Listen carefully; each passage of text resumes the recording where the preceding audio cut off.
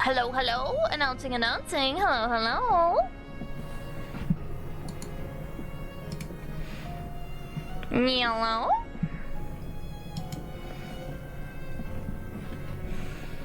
No more. Hiyo.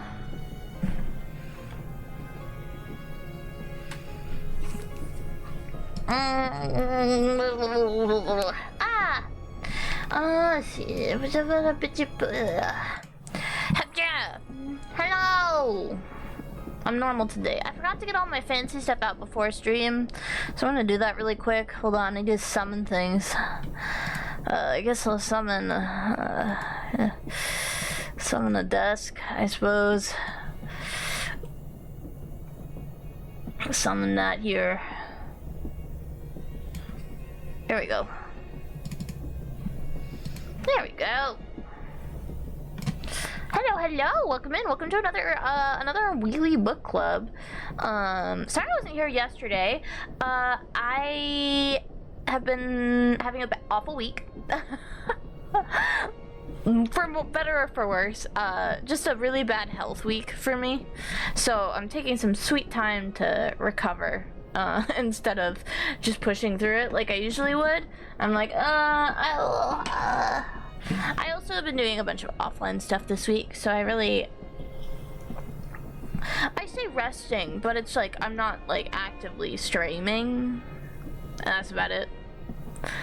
But like the thing is like if I'm working on like art projects, I don't have to really get out of bed, you know? I can lay in bed and I can work on my projects from my bed, and it's very comfy and cozy, and I rest and recover, and I listen to YouTube, and I space out and fixate on work for several hours, and then I wake up, then I go to bed, and then I wake up in the morning and I repeat it all again. But your Honor, he was comfy. I'm so comfy. I'm always so cozy. I'm cozy. The thing is that I'm not comfy, and I think that is the problem. I've been having really bad back issues the last couple of weeks, and I think it's because of my bed. Cause my bed is like really, my like mattress is kind of really old. So I have to like replace it soon. I can feel the springs in it. It's like a spring mattress, so it's like, yeah, it's kind of annoying.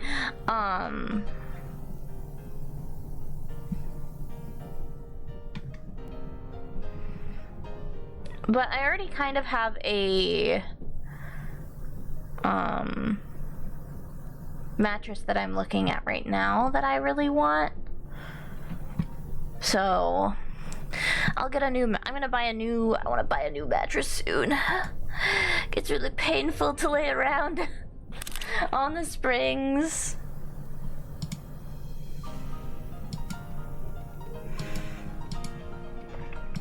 But yeah, I've been having like awful sleep, and it's just a nightmare.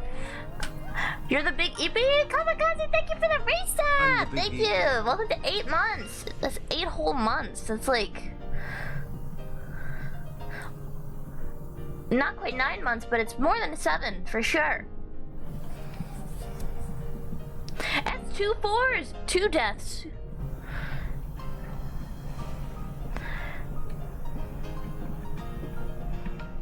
But yeah, I really need to order a new mattress.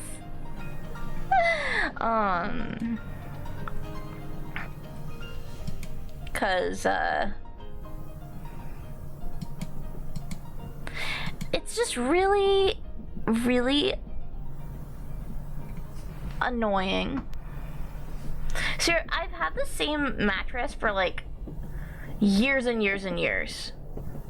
I don't think I've replaced the frame, but I've never replaced the like mattress to the point where like the springs are kind of like poking into my side as I sleep, because it was like a spring mattress, right? So I need to buy a new one.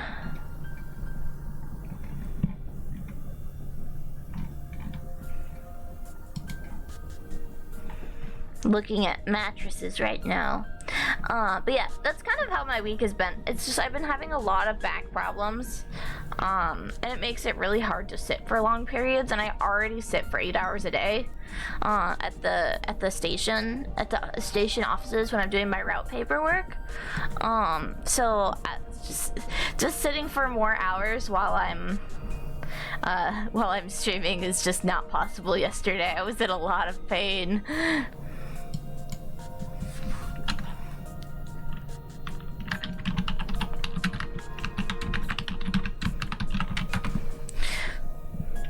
But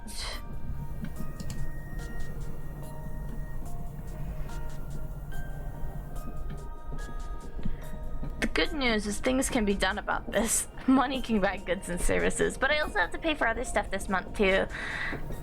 Get yourself a memory foam bed? I might. That's honestly what I'm thinking. My roommate has a memory foam bed and it's very comfortable. To the point where I go in to talk to my roommate and I accidentally just pass out in there because it's just so cozy.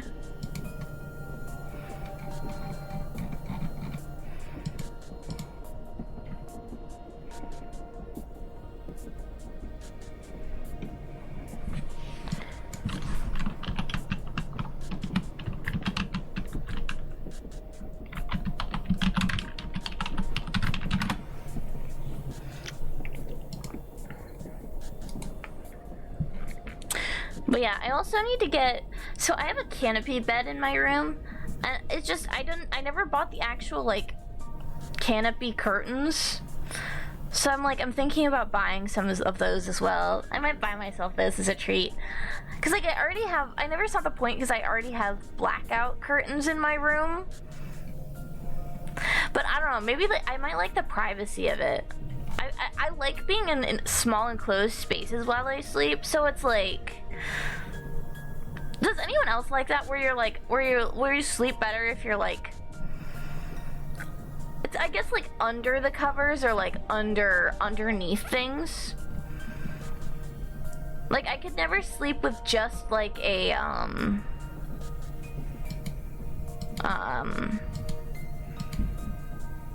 you're like, maybe you're supposed to stream? And yes, yeah. Hope you have a good rest, Kamikaze. I hope you sleep better than me. But yeah, it's like weird. I don't know. It's really, I'm trying to decide what kind of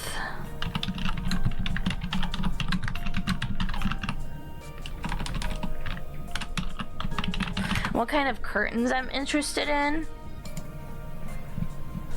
Because like a lot of the ones that are available for my bed size are like for children. Because I have a twin bed. You have to face a wall or it has to be dark. Yeah, I'm the same way. I have to be facing the wall and it has to be completely, like, almost completely dark in my room. Cause like I don't want just like plain curtains, like that's so boring for a canopy bed, but I also like don't want, oh that's super cute. Do they have something like that? Like if I have to sew it myself, I don't care, but I want one. I want those cute princess curtains. What the hell?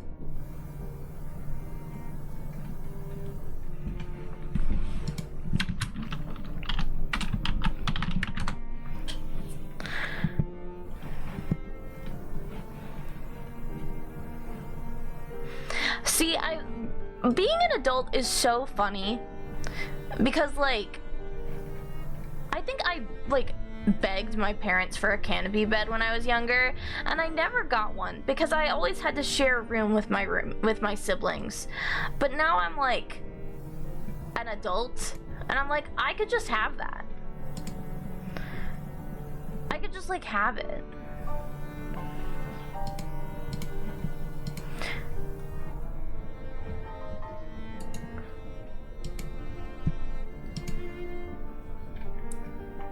There's also a $63,000, well, it's a $6,300 bed frame that I keep looking at. I keep going back to it. It's so cute, but it's so expensive. I already have a canopy bed. At one point you wanted a loft bed and then college happened. I also wanted a loft bed. Well, I know I had a loft bed. Well, no. I say loft bed, but I had a bunk bed. And the top bunk was mine. And then one of my siblings jumped off the top bunk of our beds and cracked her skull open, so we got rid of the bunk beds. She was fine though, she lived.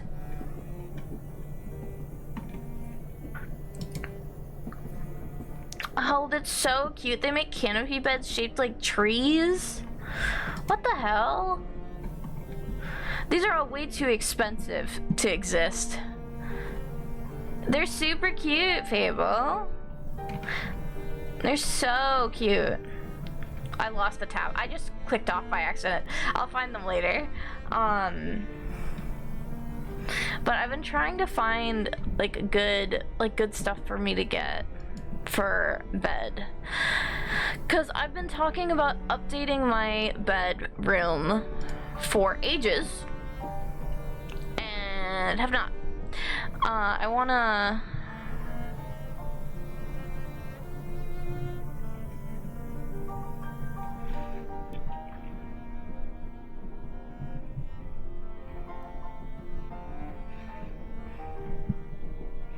There's other things you have to get for your house, so you have to behave. Yeah. Fable, we should go antiquing. I think that should be added to the list of the things the besties should do.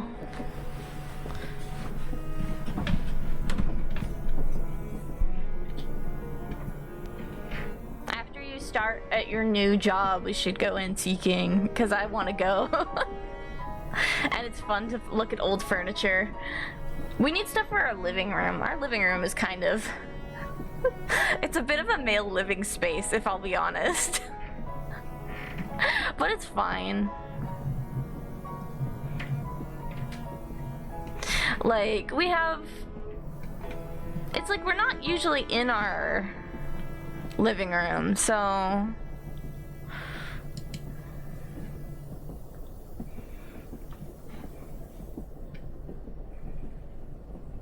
It is a bit. Yeah, I want to buy, the thing is we just have to get rid of a bunch of stuff that's in our living room, because a lot of our living room is just like storage. Because it's like, when I'm just chilling, I'm usually like...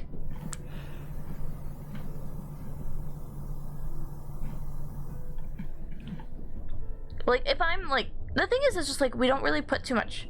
I don't put a lot of, like, priority on our living room, just because, like, we're in there so infrequently.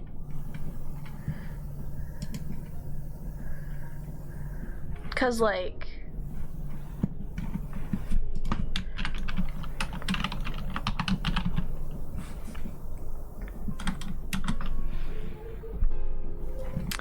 Because, like, I'm in there, like... for longer than, like, the only time I really go into our living room is to go to the kitchen.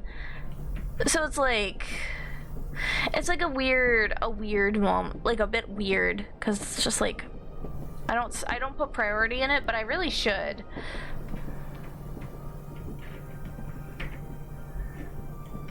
You're the only one that lives there, so you can roam. Yeah. You could even move your gamer setup downstairs, even. If you really wanted to, or if it was feasible. I can't move mine because I share this apartment. And I don't want my roommate bothering me.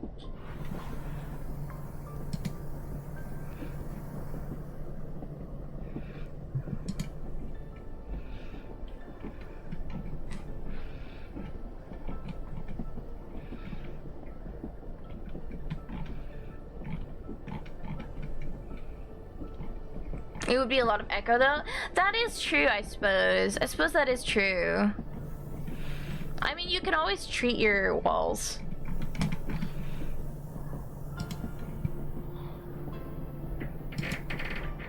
I suppose. But that's a lot of work.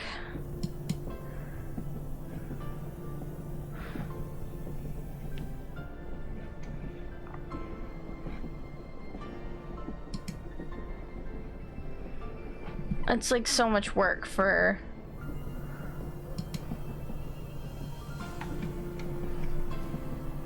It's an old house and yeah, work you don't want to do. Yeah. I was like me with soundproofing my room. I still haven't. I need to put up soundproof paneling, but I haven't bought any yet because I'm lazy. I haven't bought any yet. I really should, cause like I feel like my mic just picks up so much noise, and I don't know how to fix it.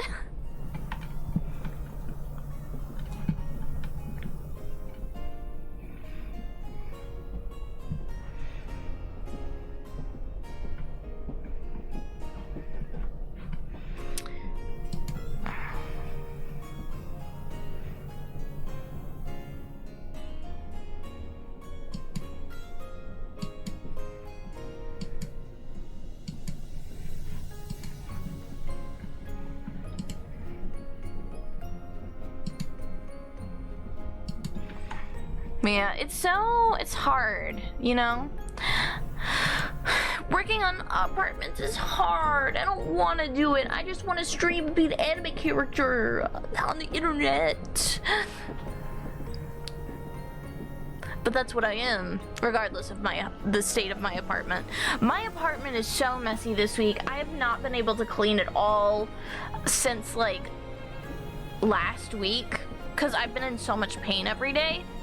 Because I've been having like I said, I've been having back issues for the last like couple of weeks, and it's like, and I've also been having like really bad tendinitis flare-ups, and just also like my lower back and like tailbone area is really like irritated and bothered.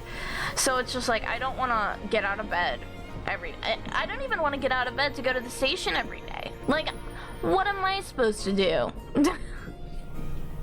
Like, man, sometimes it's hard. But it's just like, I feel like I always make sure I'm being somewhat productive even if I feel awful. Because like, even if I don't have the energy to stream, please know that I am always watching, and I am always lurking, and I am always working. Because I am a chronic overworker.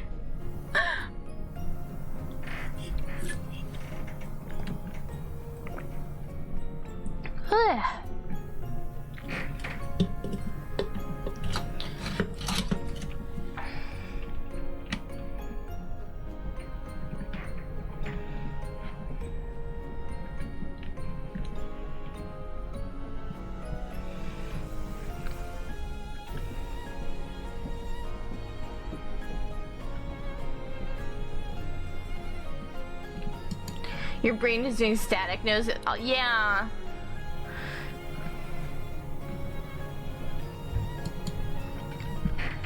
Yeah, I'm kind of in that. I'm like, I've been in a real bad vein static because I'm in pain this week.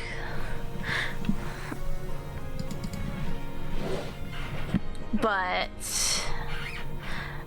it'll be fine.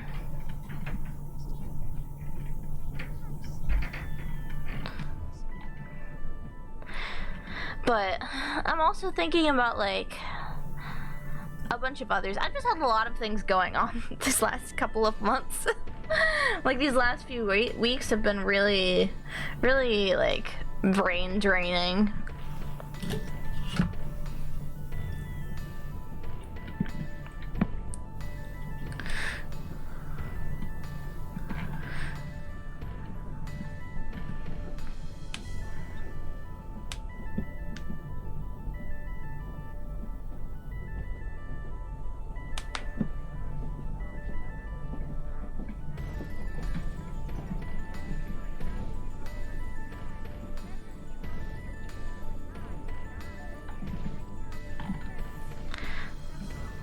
Let's see. Hmm.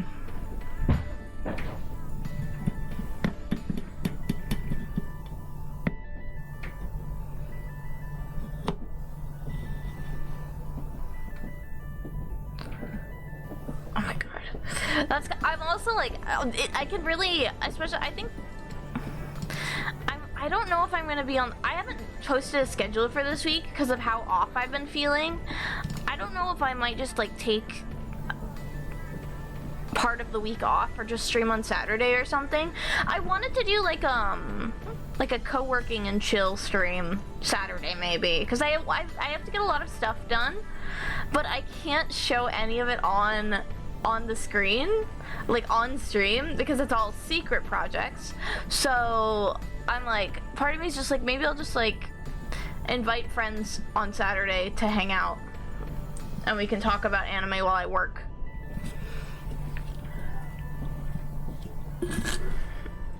Maybe I'll also clean my room.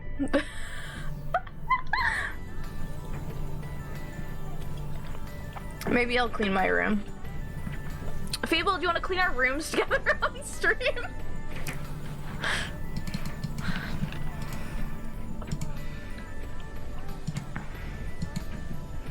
Oh, Bessie, I forgot that I did not respond to you on Discord when you messaged me, but your new PNG looks so cute. I love the way I love the way your mama draws eyes. It's so cute.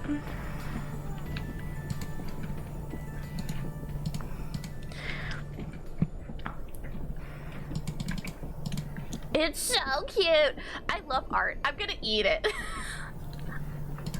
I like wanna, like, do you ever see good art and you're like, oh yeah, that's edible? I keep telling Gamma that I'm gonna eat their art, and every time Gamma's like, don't eat it, it's not edible. I'm like, well, you shouldn't be making such good art then, Gamma. I'm gonna eat it regardless. If only you guys could see the things that I'm cooking behind the scenes. You bounce around as well when you talk. Let's go! I just realized that I remember I sent Gamma a new emote I'm working on. It's for my new outfit. It's for my new costume / 2.0. So you guys can't see it. It's banned. But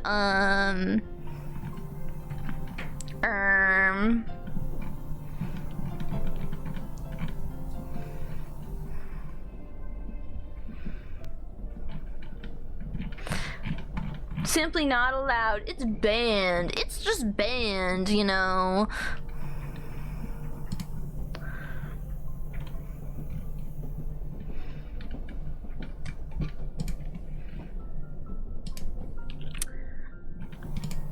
Like, maybe we'll see. I'm thinking like, because I've been working on this secret project for like 6 months because I'm crazy. It's been in the planning phase for like 6 months, and I actually like have been redoing and like I've been concepting and reconcepting and concepting again for like the last 6 months, and I finally got around to doing the frames for the first few keyframes TM for it. So oopsies. This needs to be done by July, the beginning of July. So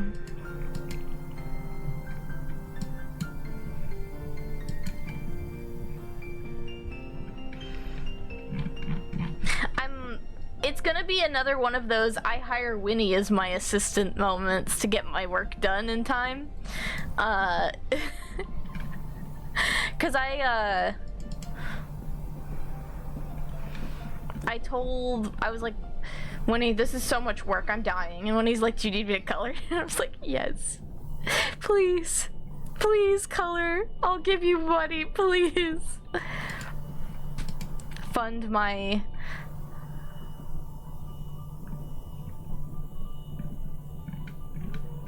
fund my bad habits.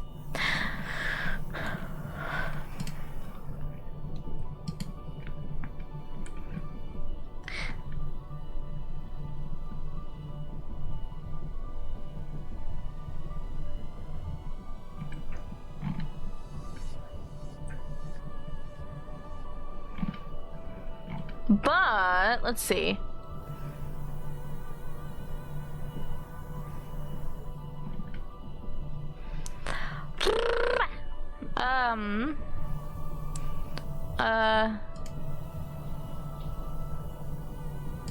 Oh my god.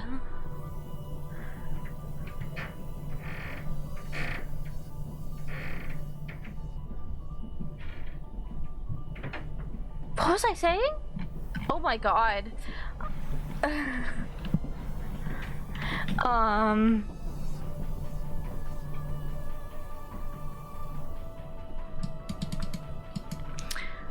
Let's see.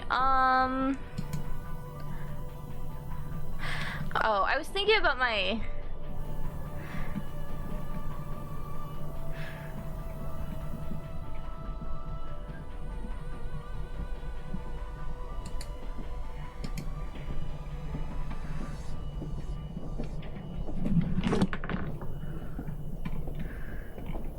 Oh my goodness. Fable, what was I talking about? Help.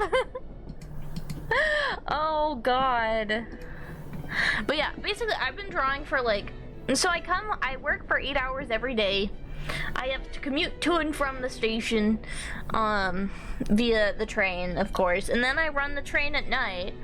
But also when I'm not on train schedule, I'm on drawing schedule, so I'm drawing for about 5 to 6 hours, 4 to 5 hours every day, whether it be sketching or concepting or just doodling. So my wrists are fucked right now, but I need to I need to go. I need to get stuff done, or I'm never going to get this done. He wasn't paying attention. Girl, we are not paying attention. But I feel the like the consistent pain brain fog, if that makes sense.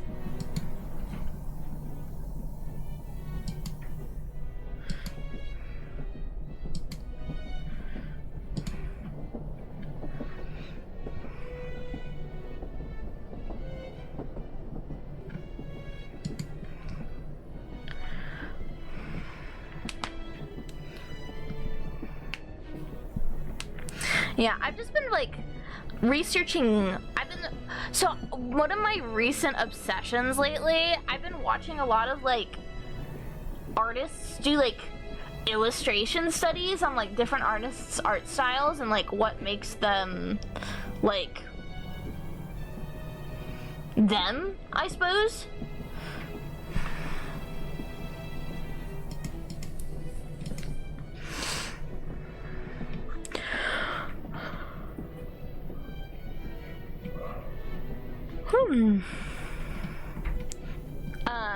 Like what makes their art like really, like the features and the technical aspects behind it, not like obviously like in like a study sense, not in like a copy art sense, not like a tracing sense, but in like in actual like breaking down the process to learn something kind of sense, which is an actual thing that you can do.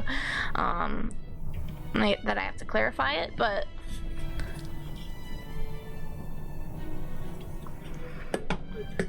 also, you know, I came to like a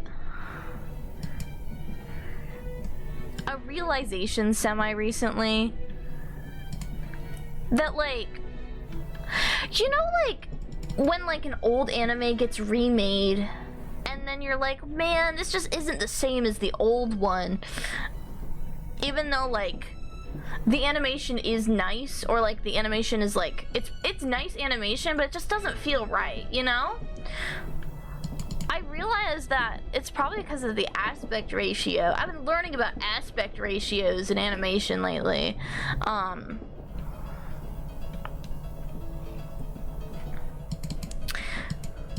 Cause like 4.3 used to be the standard, and then like the late 2010s they switched to, or what was it?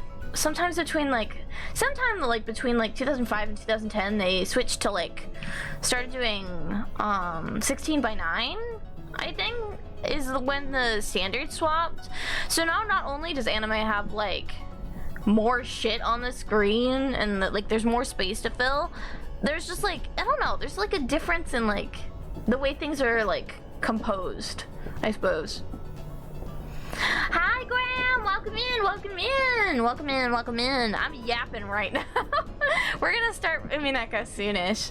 I'm just talking about old anime and how like the aspect ratio, I think the Cardcaptor Sakura and like the Cardcaptor Sakura clear card is a really good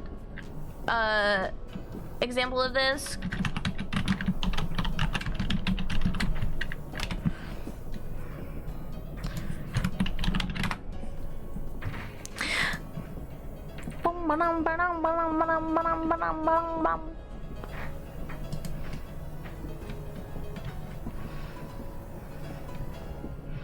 Cause like a lot of this stuff, like some of it gets like ported up to HD, like 16 by whatever, but a lot of it has that like 4:3 scaling.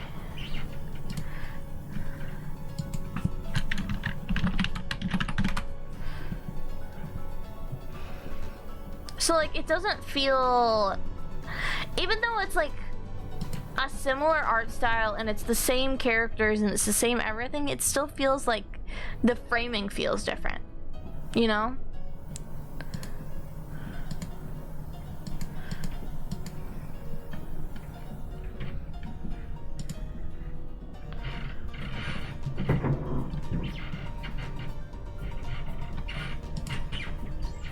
Speaking of which, there's this one Cardcaptor Sakura figure I keep looking at because it's so cute.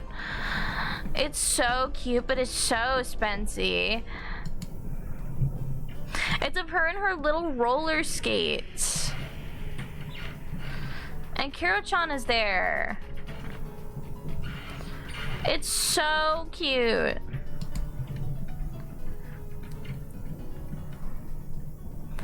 If I can I?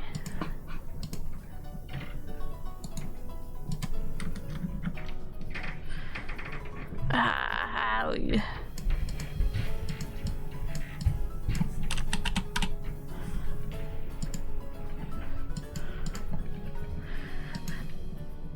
The 1P file is a fucking bane on our existence.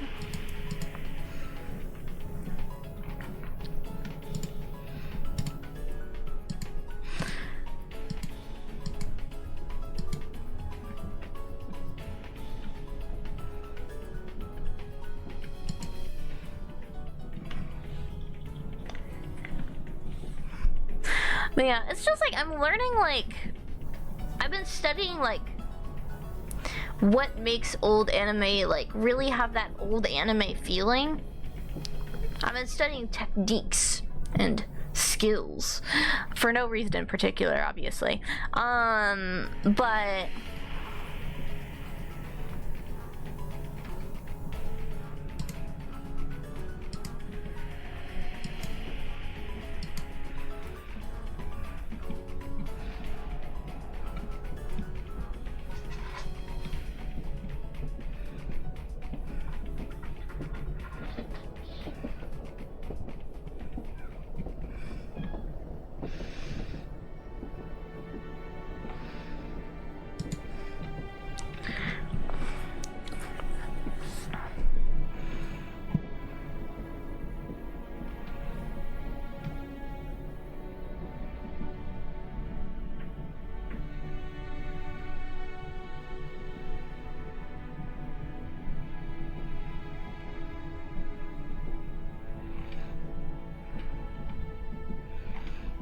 oh god.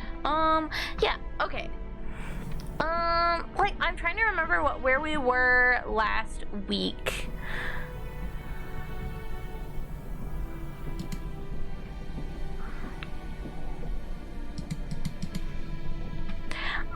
So we just finished up an awkward scene with George and Sharon. I don't know what it is, but he makes me uncomfortable now. Like, I don't know what it was about that scene, but it did not sit with me right. I should have messaged Ghost about this after my stream. I forgot to message Ghost about this because I have some suspicions. And I'm looking into things, and I feel like I'm overlooking into things, but at the same time, it's Umineko, so I'm not sure what I'm going to expect. Right? Because, like, there's just something about it. Something about it just doesn't sit right with me. Something about that whole George and Sharon scene just didn't fit. It felt really uncomfortable to read, you know?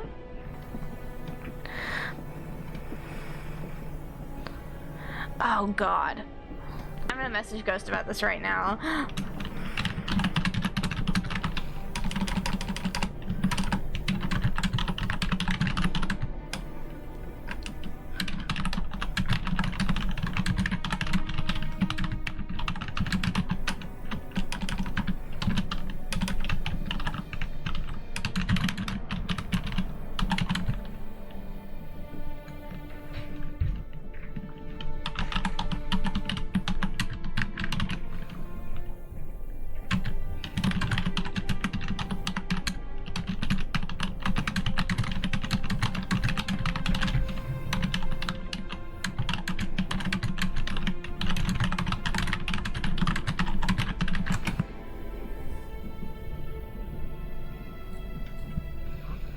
Okay, I messaged him about it.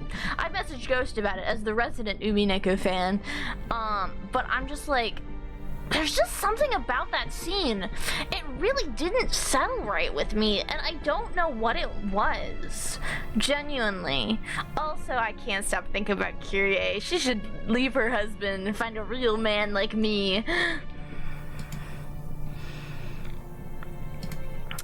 Let's do this.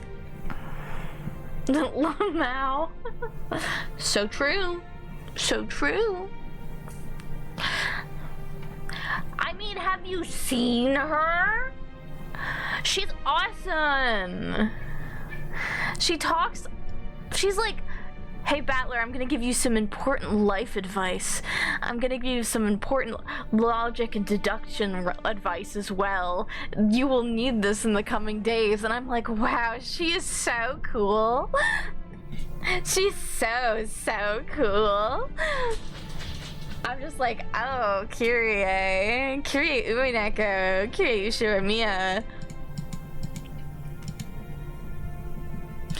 I can't stop thinking about her. I don't know what it was about that last week when we had Umineko Book Club, I literally couldn't, afterwards, I literally kind of like, after I ended the stream, I kind of just like sat there in my room for an hour just thinking about it and letting it simmer, right? And I feel like I'm the only one who feels about this, but like, oh God, it's just, there's something about it. Kind of going in blind because you haven't watched the other stream yet because life is mean. Catch up on them. Luckily, you haven't missed too much. I can summarize things if need be. Since we're early in, were you here last time for Umineko? I forget. I think you were there for part of it, right? Should we do a synopsis? Is this the catch-up episode?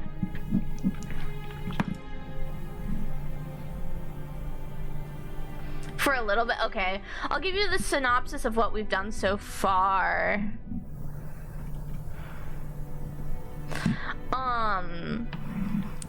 So, the Ushiramiya family is filthy fucking rich. They are the 1%. They're all, and also the head of the family is going to die soon. So they're all the adults are like arguing, and then there's the younger kids who are minding their damn business, as they should, being kids, you know. But there's some shit going on. in the background, and then Beatrice has sent us a letter. And she's like, well, if you can't solve my lovely epitaph, I'm gonna take everything you own and everything that you've gotten because of the deal that I made with the head of the family a million years ago. I'll take it all back. You hope you know this. And so basically the entire family is in an absolute panic. And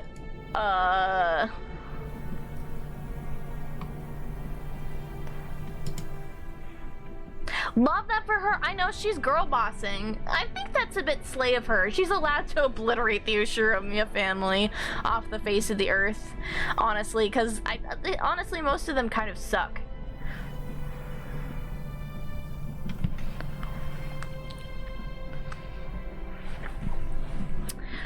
But there's also, so in the last episode, this is what I was talking about that made me viscerally uncomfortable. So we had a scene with one of the younger kids. He's the eldest of the children of the third generation of the Ushiromiya family. And he basically had this really awkward, uncomfortable conversation with one of the servants of the house, and he essentially proposed to her, but it was really kind of creepy.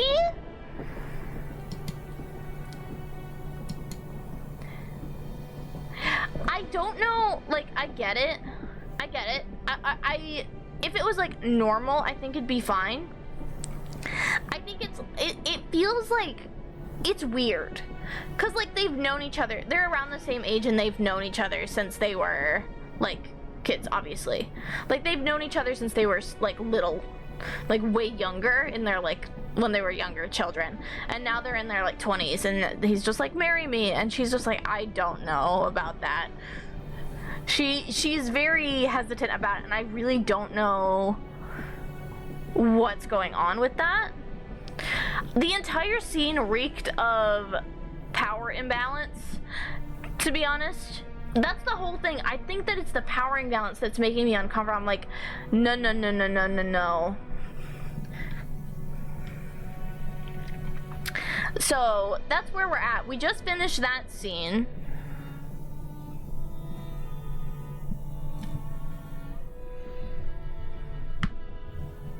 The vibes are off. That's right, baby. The vibes are off. I really just am not feeling it. I'm not feeling it. I don't like this. Before I was wow, George is so nice. He's so cool. He's so, that's so nice of him.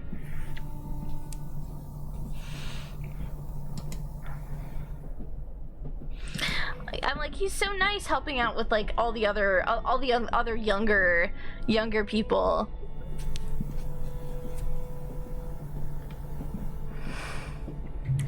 But after that scene, my entire view on his character has changed.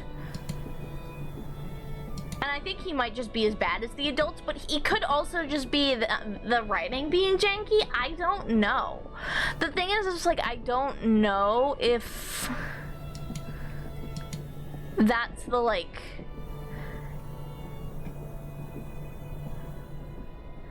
yeah, we'll find out, obviously.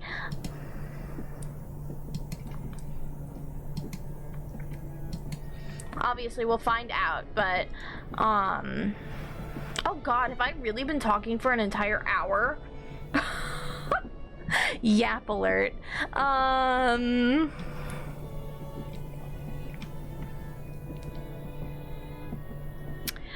But yeah, there's just something about it.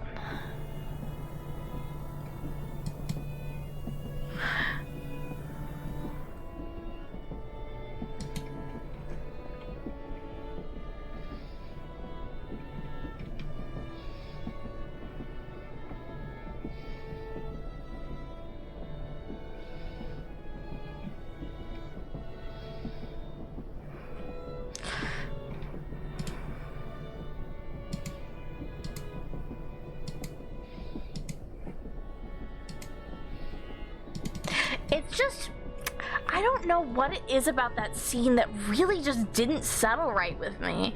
It just gives me a weird, like, discomfort that I don't know fully how to, like, put into words. But it, like, the vibes are off.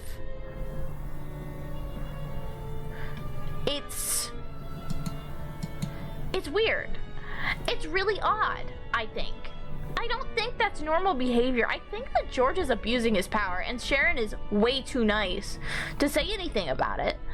And the thing with Sharon is that I keep calling her Sharon. It's Shannon. The thing with Shannon is that she's just like very soft-spoken, and she's kind of a pushover. Looks like. So I'm like, this is really bad. This is really bad. This is not a dynamic I like. It's bad. I know. We need to get her out of there. Get her off the goddamn island. Shannon, we're gonna get you out of there, sweetie.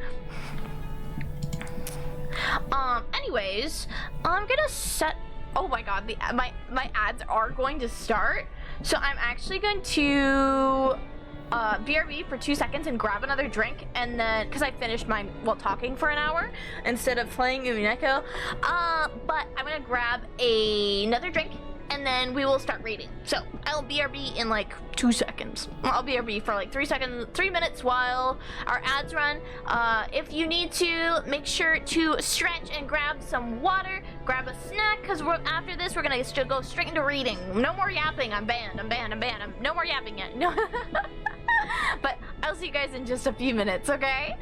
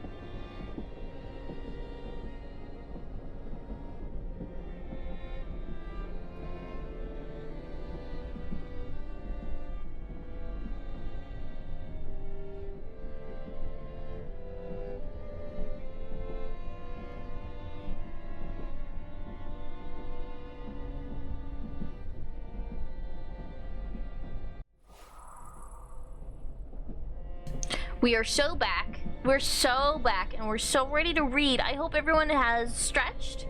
Did you guys stretch? Did you stretch?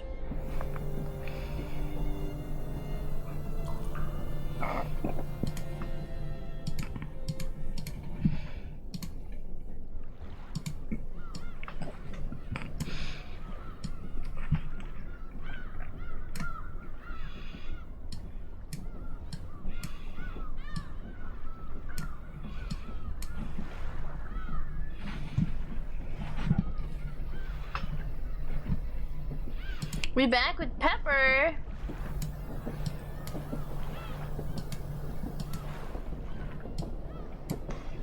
You got your Dr. Pepper? You got your Peppy on? Are we going Peppy mode? Let's see, where's my input?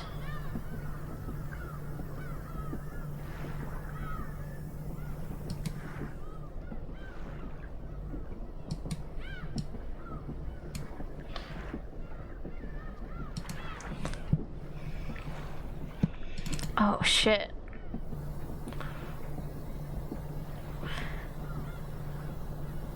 What doing? We're gonna go back. We're reading.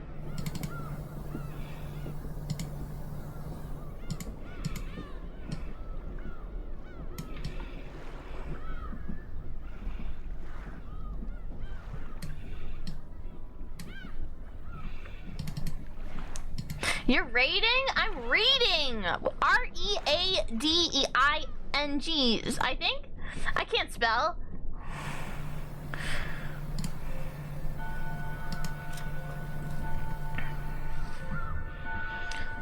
So, we're back. We back in the mines.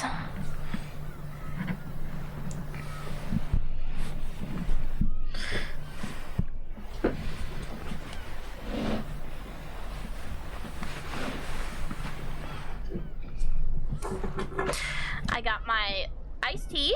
I'm ready to read. Let's do it. Let's get it done. Wait, shit. I forgot to turn my lights off. I need my comfy mood lighting.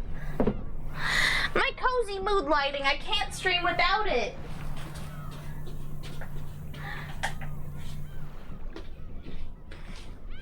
Yes!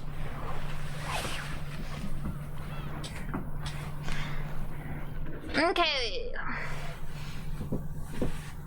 Alright, okay.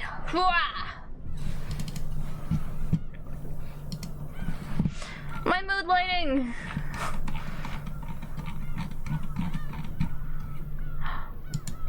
Let's see. Ah!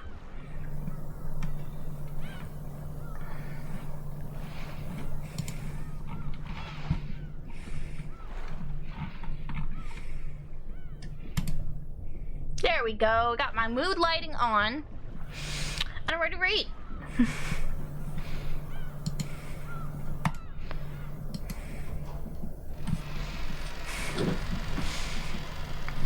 It is very important, yeah, that I have my mood lighting.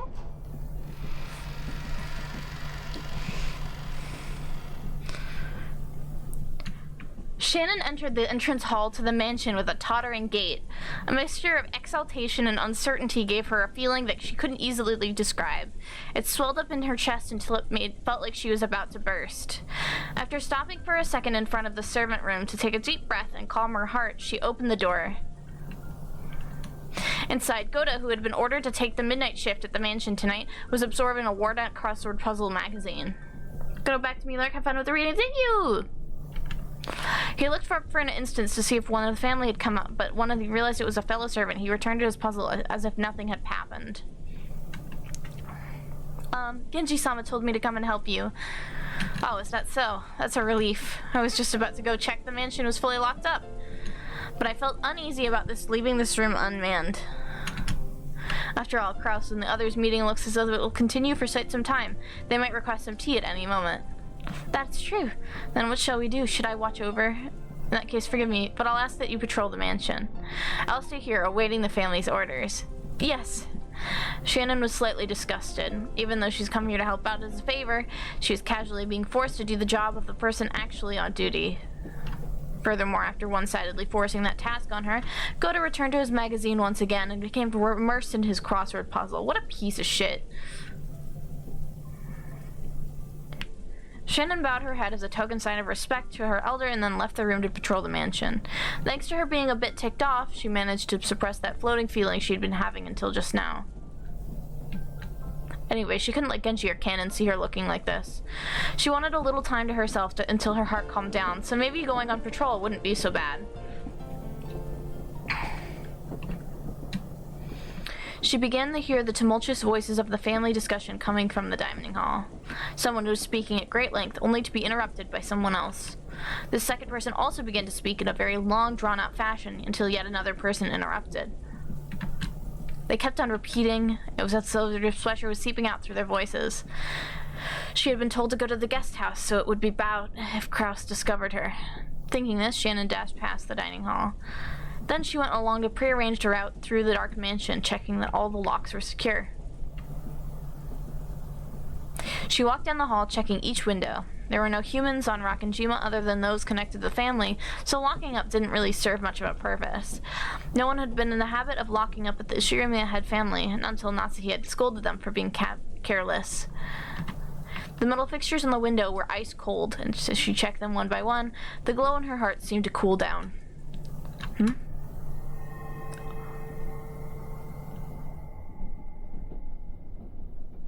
Ma'am?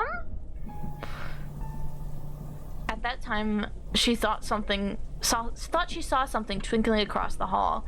Twinkling? How could anything be twinkling through the darkness of the hall?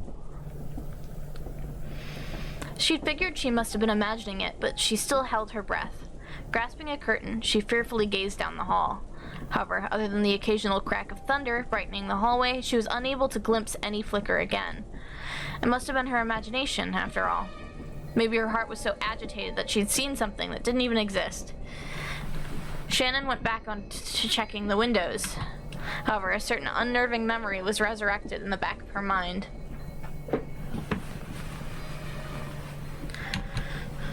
I also have a bad feeling about this.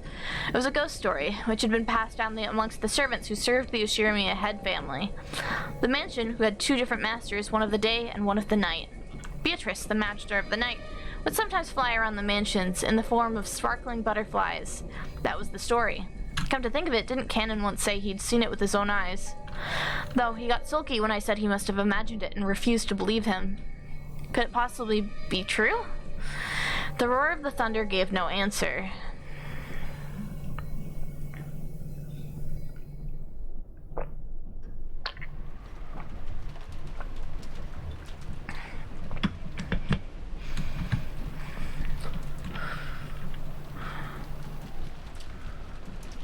Oh boy. Oh boy. Oh boy, oh boy, oh boy. Oh, this is starting to get actually, like, so good.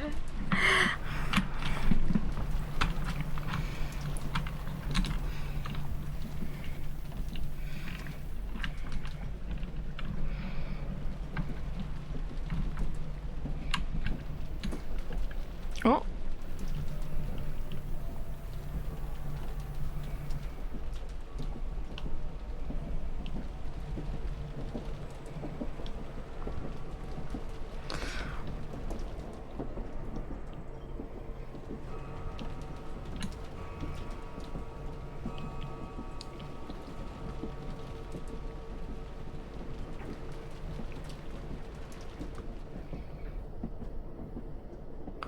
Beatrice? Beatrice?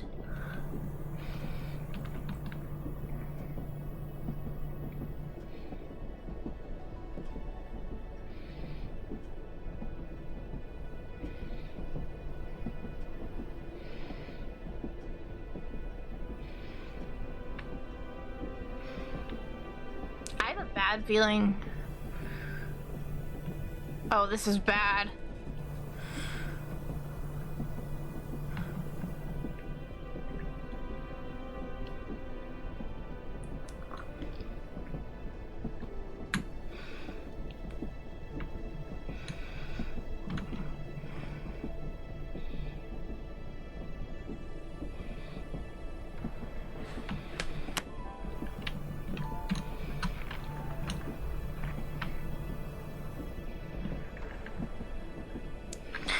2400. All the pieces you see in place. What will you see on the game board? I just got an achievement. Something is happening. Women. It's starting! Oh my god. I'm like, I feel like I'm getting sucked into the murder mystery like the aspects of this. I feel like you really love this too. I should have recommended you catch up before. But you could catch up later, it's fine. This is where all of this was like exposition. The second day is where things start to happen. The second day, October 5th, 1986. Genji tightened his bow tie and looked outside through the crack in the curtains. Maybe the rain had died down this tiny bit since the previous night, but the thick rain clouds didn't seem like they'd be letting any trace of the morning sun get by. The morning was dim and far from refreshing. It seems it will last all day after all. Sorry for keeping you waiting, Genji. Cannon finished checking his appearance and exited the washroom. On their normal schedule, it was rare for anyone to have to supper going straight from a midnight shift to the early morning shift. They were on a special schedule for the 2 days of the family conference. However, unless the typhoon passed by, the relatives' stay on this island would last until tomorrow. Cannon thought it would be best to prepare for the special schedule to last an extra day. The two of them left the guest house, opening their umbrellas. The rose garden had been devastated by the wind and rain on the previous night. Even though they spent several days making it beautiful to welcome the guests, one stormy night was enough to ruin it. Cannon sighed. The two headed for the mansion. They were supposed to meet up with Goda and prepare breakfast. Goda was such a perfectionist that he had probably already woken up and was probably preparing a breakfast as exquisite and elegant as glasswork. They reached over to the overhang by the entrance to the mansion and folded up their umbrellas. Genji took a bundle of several keys from his pocket and unlocked the front door. The Shiramiya family mansion was the only thing on the Rokkanjima, so in the past, they hadn't been in the habit of locking it up. However, Natsu had ordered the mansion be locked up from midnight to early morning. Ever since then, unlocking the door in the early morning had become part of the servants' morning shift. This task had been given to Genji and Cannon, so Goda could start preparing breakfast as soon as he woke up. Silence had fallen in the mansion, giving the impression that the mansion itself was still asleep. Well then, let us begin the morning chores. Yes, sir. The two of them split up and began opening the curtains of the mansion. If the curtains stayed closed, the mansion would remain enveloped in fake darkness, as though it was still trapped in the previous night. Following a well-rehearsed procedure, Cannon went around the mansion, opening the curtains for one window after another without having to retrace his steps once. Even with this horrible weather, drawing the curtains made feel just a bit like morning. While doing that, he passed the front of the kitchen. Even though he hadn't smelled anything yet, his stomach started aching for some of Goda's prized cooking. Good morning. He tried to greet Goda, who should have been getting breakfast ready, but Goda was nowhere to be seen. The kitchen was darkly lit, and not only were the curtains not open, but the fan wasn't even running. It was still cold, without any trace of a fire being lit, so of course there were no signs of breakfast being made either. Though it would have been inexcusable, perhaps Goda had been overslept. Even servants are only human. They sometimes sleep in and show up late. In the rare case that such a thing happens, it's part of a servant's code to hide the unsightly scene before anyone notices and smoothly cover it up. This is bad. And make sure the family had never even realized that anything that has gone wrong. Cannon took the receiver of the phone that had been fitted to the wall and dialed the number of the extension for the servant sleeping room. He couldn't hear that characteristic sound of a dial tone. Cannon tried picking up the receiver again. Even so, he couldn't hear the usual dial tone. He tried dialing again, but it had no apparent effect. Could the lightning of last night have damaged some of the machine, breaking the extension line? The equipment in this mansion was all worn out. Cannon fully understood that even the smallest thing would have caused it to break down. He gave up trying to wake Goda with the phone and dashed over to the servant sleeping room.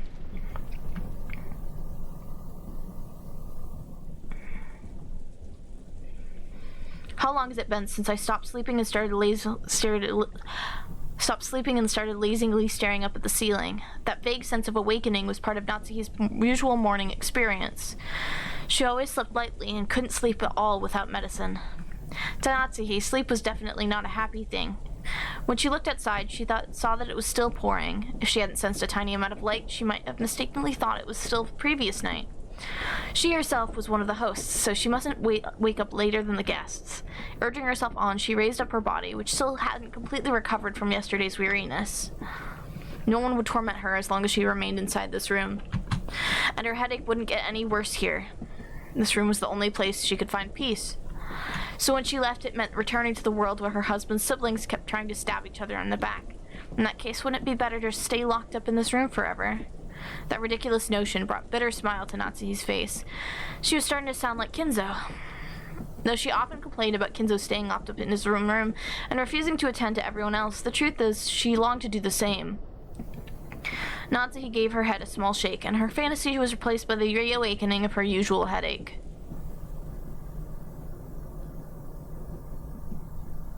When she reached for the doorknob, trying to leave the room, her hand touched the scorpion charm that she had hung from it from going to sleep the previous night. It was Maria's charm, which Natsuhi had received from Jessica. Didn't Jessica say something about having the power to repel magic, telling her to hang it from her doorknob? Maybe it was thanks to the charm that at least this room had been protected from the malice of her husband's siblings. As she thought this, her mood began to get a little lighter. I wonder if I have Jessica to thank for the little bit of peaceful sleep I managed to receive. Then Natsuhi remembered. That's right, last night I promised Jessica I'd give her a charm of my own in exchange for this one, didn't I? Natsuhi opened a drawer on the dresser and took out an antique accessory case that she'd treasured when she was a child. Inside, there were many small objects that Natsuhi had thought were valuable at the time. Amid those, she pulled out a red pouch. Inside was a small, round mirror about 10 centimeters across. It looked quite old, but the design on the back of the mirror was very ornate, and it felt like something with historical value. At the very least, it seemed much more authentic than the other charm, which looked like a plastic scorpion keychain. She had heard this was a spiritual mirror for warding off evil spirits, and she had been given it especially by her grandmother when her grandfather's mementos had been distributed. She had believed since long ago that a strange power resided in this mirror. Perhaps people thought it could reflect calamity and malice the same way it reflected light. Natsuhi removed the mirror to its pouch. It would probably be a fitting object to hand over to Jessica. Just as she was placing it in her pocket, the sound of someone knocking on the door suddenly echoed throughout the room. Yes? Good morning, madam. It is Genji. My apologies for waking you so early. I'm coming now. What is it? No servant had ever come to her this early in the morning, nor that I come to wake her in person. Perhaps something bad had happened. Maybe some fatal oversight had been made while preparing breakfast, something that would shame the household in front of their guests. Natsuhi took a deep breath in anticipation for whatever trouble she was about to hear of. When she opened the door, Genji once again gave a morning greeting while bowing deeply. Natsuhi tentatively responded, "Good morning. Did something happen?" "My apologies. It would seem that the telephones had broken down to the lightning last night. The extension telephone isn't working, so please forgive me for coming to see you directly."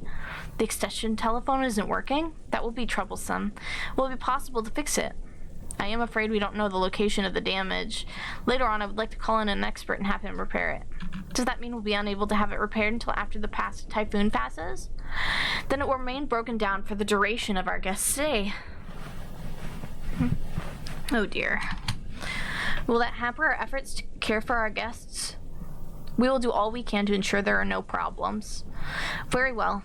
I'm counting on you to make sure we have no blunders." Natsuhi let out a small sigh of relief. She had just prepared for the worst, but damage to the telephones wasn't the kind of trouble she was worried about.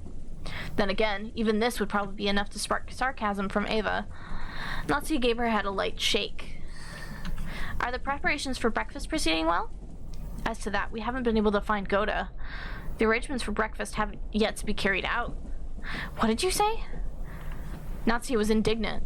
To her, this was a much bigger problem than the phones not working, and despite that, this piece of information was the part that had been postponed. Why did everything go well most of the time and then come to something like this when the relatives were visiting? Natsuhi put her hand to her forehead and shook her head. "Well, I suppose he slept in. At any rate, just see to it that someone hurries up and prepares breakfast. I don't care who." "What?" Natsuhi exited into the hall and turned around for a second to close the door to her room. The creepy thing she saw there silenced her completely. Something tried to get in. Oh no. It was an unpleasant sight, as though someone had dipped their fingers in a reddish-black liquid and scratched the door around the doorknob. It was probably some sort of awful prank, arranged by some person who wanted to make it look as though she'd tried to force the door with bloody hands. What sort of prank is this? How awful. I also just noticed as I came to call you. I'll clean it later. Perhaps this is a vulgar joke by one of the guests. Disgusting. Truly disgusting. Who in the world would pull such a childish and disgusting prank? Nazi had a pretty good idea, but of course there was no proof, so even if she pushed the issue, it would just seem as though she was making a fuss about nothing. In fact, it would surely be better to act as though she hadn't even realized that such a prank had been played on her. Nazi gave the order to have it cleaned and headed off to the parlor with the squeak of her heels. Guys, I think something's going wrong. When Natsuki and Genji arrived in the parlor, Eva and Hideyoshi were already there. Good morning, everyone. Good morning, Natsuki. I heard Goto would be making us breakfast too. My stomach's been getting all excited since I woke up. After all, it seems good food is all you can look forward to as the head of Hanley household. I'm pleased to see that you two are in high spirits so early in the morning, Eva. With a weary expression, Natsuki returned Eva's gaze, which was fiercely competitive despite the early hour. When Cannon jogged in. After bawling an apology to the relatives for running inside the mansion, he noticed Genji and told him something in a small voice. Cannon? Have you still not found Goda? My apologies, madam. I went all over the inside of the mansion and the guest house, but I still haven't found him. Where in the world has he gone? At any rate, breakfast is a higher priority than finding Goda right now. See to it immediately. Yes. Cannon glanced at Genji. It seemed he had something else to report, but was uncertain whether or not the words should come from him. Genji nodded and decided to give the report himself. Madam, it is not only Goda. Your husband is also nowhere to be found. My husband? Yes. Even before visiting you, I went to his room to tell him that breakfast wasn't being prepared, but I did not find him there. Furthermore, he is not the only one missing. Rudolph, his wife, and Rosa are nowhere to be found. Not in the guest house? Nor the mansion? Yes. They were not in their rooms and the guest house either. When she heard that Goda alone was missing, she had assumed that he had slept in or was loafing around somewhere. However, now that she'd learned that several of their relatives were also nowhere to be seen, she began to take a slightly more optimistic view. Could last night's family conference have continued all night up until the present moment? If so, they might have wanted to cool their heads after being shut off in a stuffy room, going out for walks on their own through the rain. That part about cooling their heads really sounded like something Kratos would say. Goto had probably been summoned to accompany them and aid them in some way. Goto was not a man who lost track of time. He had to understand that preparations for breakfast would be hindered if he did not return. However, maybe the family conference had continued until this very moment, and with an atmosphere would make it hard for anyone to slip out. Yes, that was the only theory that would be quite convincing for Natsuki. She remembered the illusion she'd felt that morning, as though the previous night had never ended. When she learned that the feeling wasn't just an illusion, she once again took a deep, weary breath. After all, that banquet of filthy vultures circling Kinzo's property was still going on. Perhaps they are still discussing the inheritance somewhere in the garden, or maybe the beach. At any rate, if we don't call Goda back, we'll never be able to begin preparations for breakfast. So what you're saying, are Nissan and the rest still continuing their discussion? She had planned to say it in a small voice, but Hideyoshi overheard Natsuki and managed to grasp the situation. Nissan and Rudolph sure are tough. Maybe it's just youth in Rosa's case. Just a bit after midnight, the two of us were so tired we headed back to bed, though I do remember Nissan and the rest were having a heated discussion at that point. Men certainly are unpleasant when they get all fired up. Natsuki snorted, her face still blank. Cannon, search outside. If you find Goda, tell him to return immediately and begin preparing breakfast. Certainly. Natsuki, we don't know for sure that they're outside, do we? Couldn't they also be inside Father's study? I see, that's certainly possible. I don't know the path their conversation took, but there's certainly a chance they moved to Father's study and let him in on the discussion. I can't imagine that Father would willingly let them bring such a detestable topic into his study. You really think so? Well then, there's nothing we can do. I'm sorry, Genji and Kanon, but you could please search outside. It wouldn't be that strange for Nissan to suggest they walk out for a walk to cool their heads. Even in this weather, I'll go to Father's study. Who knows, they might actually be there after all. Ava, I couldn't ask a guest like you to exert yourself, so I'll go. I can also wish him a good morning while I'm at it. Oh, then I'll leave it in your hands.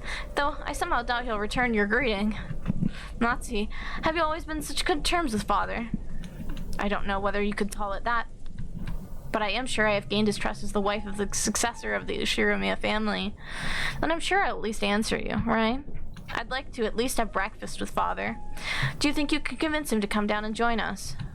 It seems that he thoroughly despises the rest of us, but I'm sure he'll listen to you if he trusts you that much.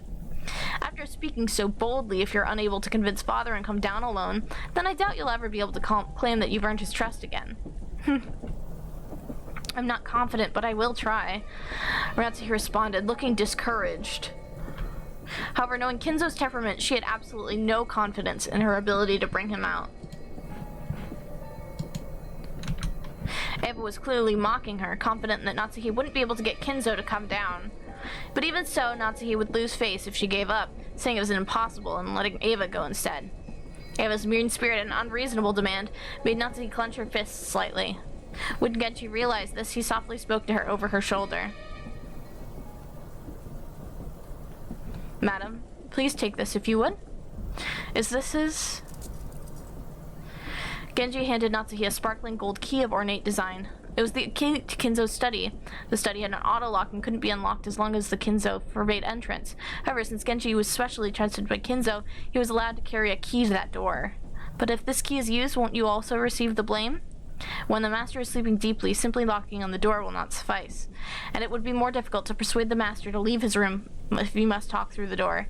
Please use this, Genji. Until now, Natsuhi had thought of Genji as a cold servant who wouldn't do anything for her, since he worked directly under Kinzo, but it looked like he would have to help alter her understanding of him. She wanted to communicate her gratitude, but by then, Genji had already turned his back on her and was walking down the corridor with Kanon. But as Natsuhi watched them go, the words directed at her from behind were sneering. Well then, you must bring Father with you, okay?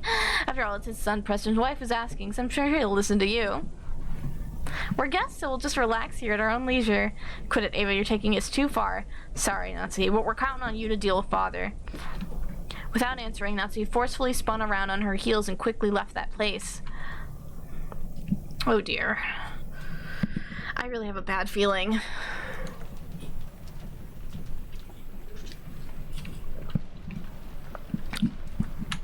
After all that excitement in the previous night, there was no way anyone was going to wake up early. George, Anakin, and Jessica and I were snoring loudly on the beds in the cousin room, but Maria, who had gone straight to bed without joining in, was completely awake. As she rubbed her sleepy eyes and looked around, she was met with the loud snoring of the other three cousins. For a while, Maria had to think about what had happened. After that, she realized her mother wasn't with her and quickly got lonely. Maria left the cousin room, trying to head to the room that had been arranged for her and her mother. Paying no heed to the three who were sleeping soundly, she slammed the door shut. In response, Battler mumbled and rolled over in his sleep, but it wasn't enough to wake him up. After a while, Maria returned, once again opening the door with a lively bang. Ugh. When she had left the room, her face had gotten sleepy, but now that she was back, she looked irritated. After that, she climbed up on Battler's bed, which happened to be the closest, and started yelling and jumping on it like it was a trampoline. Ooh. Wake up! Wake up! Whoa, whoa, whoa, whoa, whoa. Is it an enemy raid? Surround them. After making sure I was awake, Maria moved over to Orch's bed and started jumping on that too. In that manner, the three of us were all greeted with an extremely pleasant awakening. Thanks for waking us up, Maria. You stopped us from sleeping after that late night. If only you could have been a bit more gentle about it. George, you really are an adult. I respect that.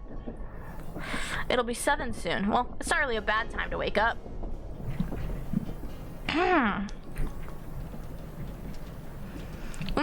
Mama's not here. Aunt Rosa? She wasn't in her room? I wonder if she's already woken up and gone to the mansion. Not here! Ooh. Mama! Maria! Maria kept groaning, ooh, and looking unhappy. She didn't exactly seem lonely because her mother wasn't around. It was more like she was irritated and thrown off balance because her mother wasn't where she expected. If we could just tell her where her mother was, that would probably calm her down. But unfortunately, we had no way of knowing where Aunt Rosa was, except that she wasn't here. Anyways, it's time for breakfast, so let's head over to the mansion. That's right. Maria, let's go to the mansion together, okay? I'm sure Aunt Rosa will be there too. Mama's in the mansion? Then I'll go there. I guess we should go to the mansion. Our parents have probably already gone there. Maria regained her usual composure, so completely her earlier transom now seemed like a lie. We got dressed, left the room, and headed for the mansion. Oh no.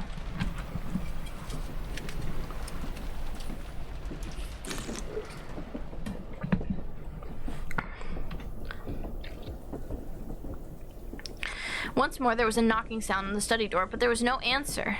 He seemed to be sleeping still, and I could not wake him. If she went back downstairs and said something like that, Ava would probably be amused and triumphant. And even putting Ava aside, it was problematic that the Kinzo had stayed shut away during the entire once-a-year conference, not even coming down to greet anyone. Even the family head, no, especially the family head, couldn't fail to make an appearance. I wonder if I can convince him myself?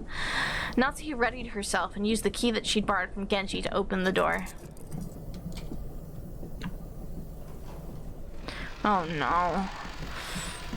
Oh, Natsuki. Queen.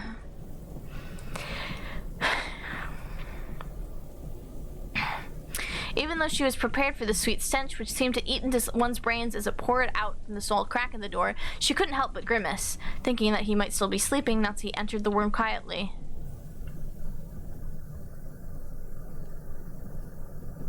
When she did, Kinzo was already awake and looking down out of the window. So you're awake. Good morning. How did you get in? Kinzo spoke with his back still facing her. His voice was not harsh but calm, and Natsuki was slightly reassured. However, though he was awake, he couldn't have ignored all that knocking if he was in a good mood. If Natsuki wasn't able to relax. My sincere apologies. I asked Genji-san and he allowed me to borrow the key to the study. Huh. Genji did? If my friend thought it was that important, then I have no choice but to listen. So, what business do you have with me? Well, breakfast will be ready soon and I would greatly appreciate if you would join us. I will eat here. Have it brought here like always. Father, this family conference happens only once a year. Please at least let them see your face. Go back downstairs. Are you asking me to join in as they discuss how to chew up my inheritance after I die? How foolish. Let them speak of such matters as much in places as they please without me. And if that's what you call a family conference, it's hardly worth leaving my room for it. I am busy. Do not bother me. His last words carried the threat without any further questions would not be appreciated. Natsuki realized that adding any further pleas would finally bring his wrath down upon her. She didn't look forward to facing Ava's sarcasm, but there was nothing more Natsuki could do. Is that so? Understood. I'm sure everyone will be sorry to hear it, but I will tell them. Natsuki decided to give up. Bowing silently, she tried to leave the room before Suzu's temper took hold. As she did, Kinzo spoke to her. His voice was so calm and gentle it felt like it came from an entirely different person. Natsuki, it has been quite some time since you married into the Ushiramiya family. Yes, it has been many years since I was first permitted to bear the name Ushiramiya. Do you sometimes long for your previous family? No. Marriage means abandoning your birth family. I am Ushiramiya Natsuki. The Ushiramiya family is the only family I can come home to, the only one I am fond of. She truly wasn't exaggerating. Such was the resolve she felt whenever she applied the Ushiramiya family name to herself. That's precisely why she was so saddened when her husband didn't treat her like an Ushiramiya, leaving her to the race about in vain. If Kraus were a woman and you his husband, no, I won't say that. What do you mean by that, father? Natsuki was shocked. Kinzo's words just now were what they seemed. It would have been more than enough to make up for all she'd suffered until that point. Forget it. It's just the nonsense of an old man. Kinzo once again faced away from her. He told her to forget it, but Natsuki couldn't help feeling warmth in her heart. Father, Even though I, Natsuki, am not connected to you by blood, I am still your daughter. I will most assuredly see to it that your honor and glory and everything left behind are protected. You do not have the right to wear the one-winged eagle. However, the one-winged eagle is surely engraved in your heart. That is irrefutable proof that you are my blood relative, the one who will inherit the glory of the Ushiromia family. Some will sneer that there is no eagle on your clothes, but such words are not worth lending an ear to. Only those who hold an eagle in their hearts are my true blood relatives. I now consider it an honor that you are welcomed into the Ushiromia family. Genuinely really cool of him. Thanks, Kinzo. You did one good thing. Without saying anything more, Kinzo remained with his back to Natsuki. However, Natsuki couldn't help but feel something warm well up inside of her that she hadn't felt since long ago when she'd just been a child. Natsuki bowed silently to his back and left the room.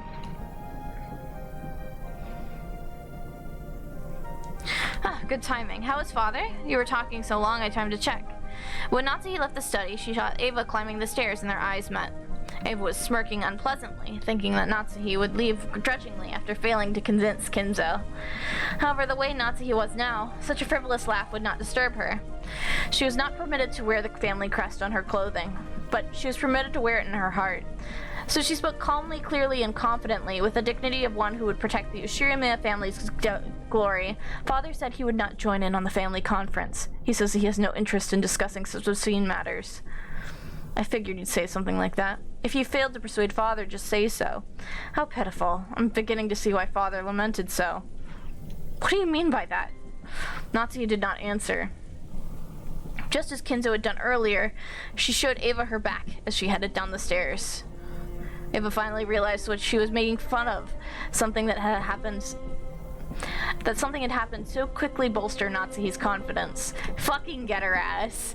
Even so, she apparently didn't have the courage to risk Kinzo's wrath. Unable to even knock on the door, she could only click at her tongue, make a motion as though scratching at it, and follow after Natsuki. So, were Nissan and the rest there? Did you ask father about them? I didn't get the chance to ask, but they were not inside the study. Father would never let them into his room to discuss a lowly topic, so it was unlikely he knows where they went. Let us go downstairs and wait for the servants to return from their search. Breakfast may be late, but how would you like some tea, Eva? That would be fine. Eva couldn't hide her confusion at a complete difference in Natsuki's attitude. She was acting so boldly, while Eva hated her to admit it. She even had a sense of dignity about her. Unable to find fault with anything, Eva could only follow Natsuki back to the parlor. Put her in charge, actually. Natsuki rules too. Why do the women in the Ushiromia household they're all fucking awesome. And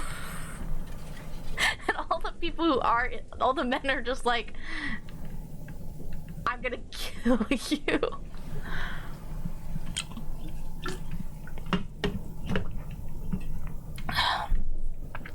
When the two of them returned to the parlor, Hideyoshi had been joined by the 4 children and Nanjo. Genji, who had been talking with Hideyoshi, reported the current situation when he noticed that Natsuki was returned. You still have not found my husband and the rest? Yes, my apologies. Also, Kumasawa has started preparing breakfast. She said she will need just a little longer. The clock read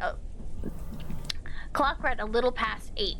8 should have been the time to start breakfast. Normally, going over that time limit would be a disgrace to the host. Kennen is now searching outside. Also, no one has seen Shannon either. Even Shannon's missing? Truly, how many people did my husband bring out with him on his little walk? Just how many people had gone missing by now?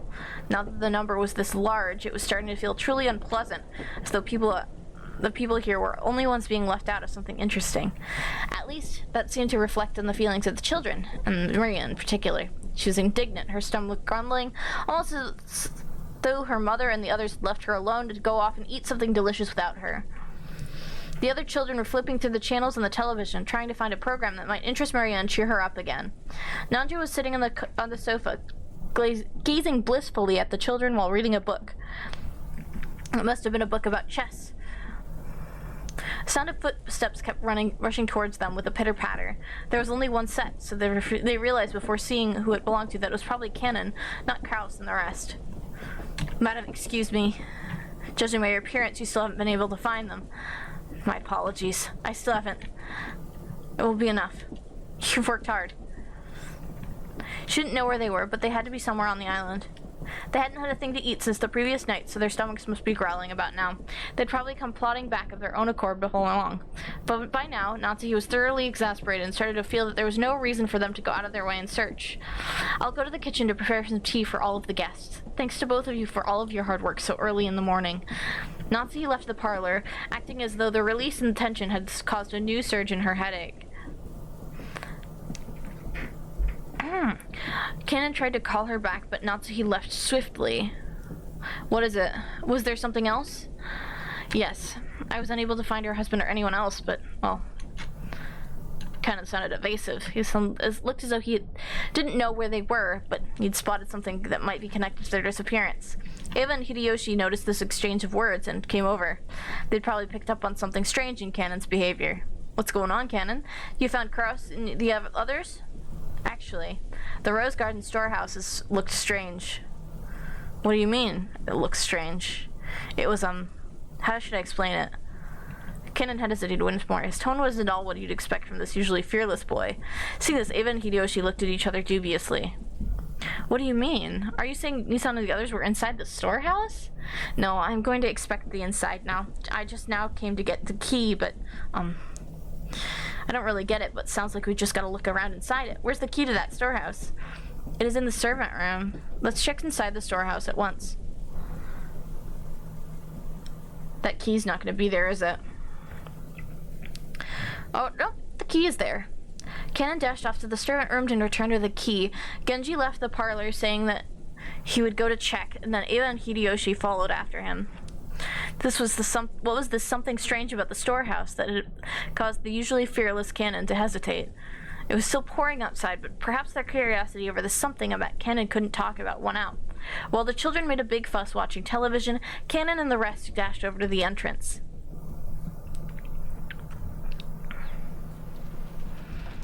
Oh no, this is bad. The Rose Garden was definitely not a pretty building. Because of its appearance, it had been built so it was hidden in the corner of the Rose Garden. Kanon, Genji, Eva, and Hideyoshi came cutting across the Rose Garden holding umbrellas. They entered a small path just off the Rose Garden, which is normally off limits for those appreciating the garden, only used by those maintaining it. As they dashed down that, the storehouse came to view in front of them.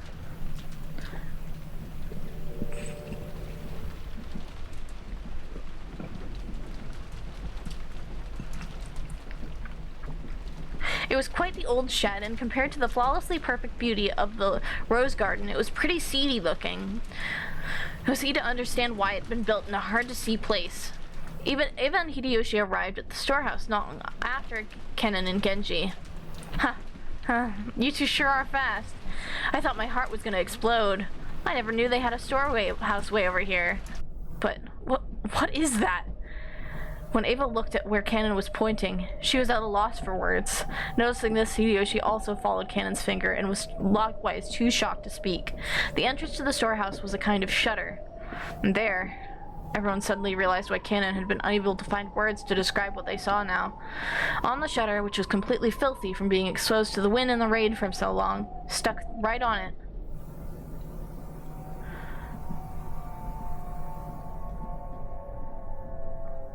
there was something that looked like a strange dark red liquid? Mucus? Or maybe it was some sticky paint. An indescribably eerie shape was drawn on the shutter with some kind of ghastly substance. The rain has caused it to drip down like fresh blood leaking from an open wound. No more beating around the bush. Some kind of mark was drawn there, with a ghastly substance that looked like blood, and a shape that seemed to suggest something ominous. 2 circles were drawn there, and inside them was a design that looked like a cross. The 4 ends were widely exaggerated. It looked like some kind of crest from somewhere around Europe. And in the cracks between these shapes, written closely packed together, were some unfamiliar characters, or probably symbols. What a vulgar bit of graffiti. Could this be one of those? One of those magic circles used in demonic ceremonies? It wasn't surprising that Hideyoshi would say that about such a ghastly shape, drawn with a deep red, dripping substance. When was this made? There was nothing drawn here when I came back yesterday, before it started raining. We must do something before anyone else sees this. If they laid eyes upon it, it would cause them great discomfort. That's right. Even though it's just a shed, I wouldn't want to leave such an unpleasant piece of graffiti around for just a second longer than I had to. There is some paint inside the storehouse. Let's paint over it temporarily as an emergency member, then repaint it again somebody when the weather is good. Genji remembered he had just recently seen another scribble, and that it too had been made with a strange dark red colored substance that's the same color as this. This must have been, yeah, that's right, when he had seen it on the door to Natsuhi's room. Cannon, let's remove this scribble quickly and go back, okay? Even though it's just a storehouse, it's really irritating to have graffiti around the home I was brought in. Yes, ma'am. I will take care of it immediately. Cannon squatted in front of the shutter and unlocked it. He then lifted it up with all of his strength.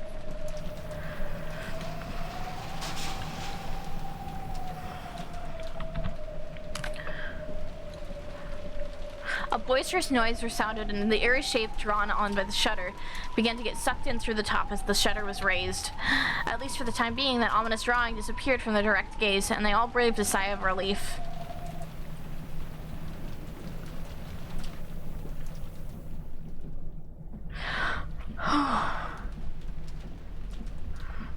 Thanks to the kids program they came across, Maria was feeling much better.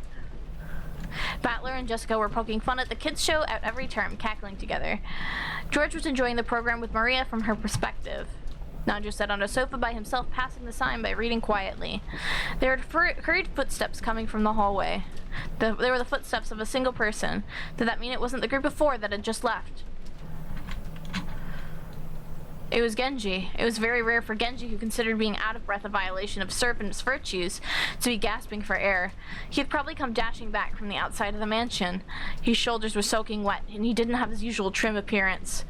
When Genji noticed Nanjo looking at him, he gave a small silent bow and quickly approached him. Dr. Nanjo, my apologies. Please come with me quickly. What is the matter? As Genji whispered something into Nanjo's ear, Nanjo went pale. He rose from the sofa, trying not to be noticed by the children who were still engrossed by the TV, and the 2 of them rapidly left the parlor, muffling their footsteps.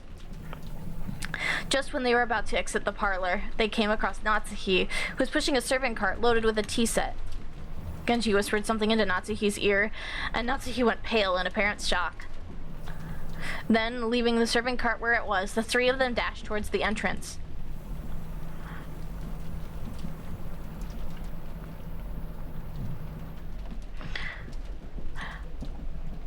George noticed them running down the rose garden through the window. What's that? Isn't that Genji and Dr. Nanjo, and that's Aunt Natsuhi, isn't it? What's up, Aniki? Maybe something happened. They looked terribly flustered.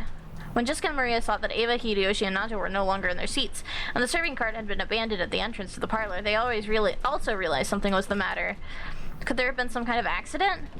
Let's go check it out. It's no fun if we're the only ones left out, right?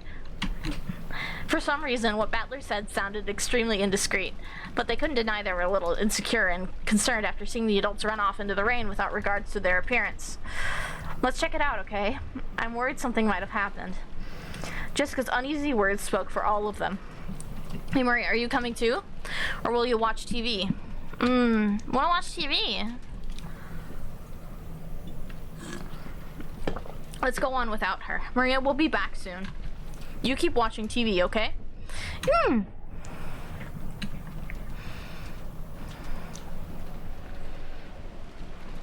By the time the kids made it outside, the adults were no longer in sight.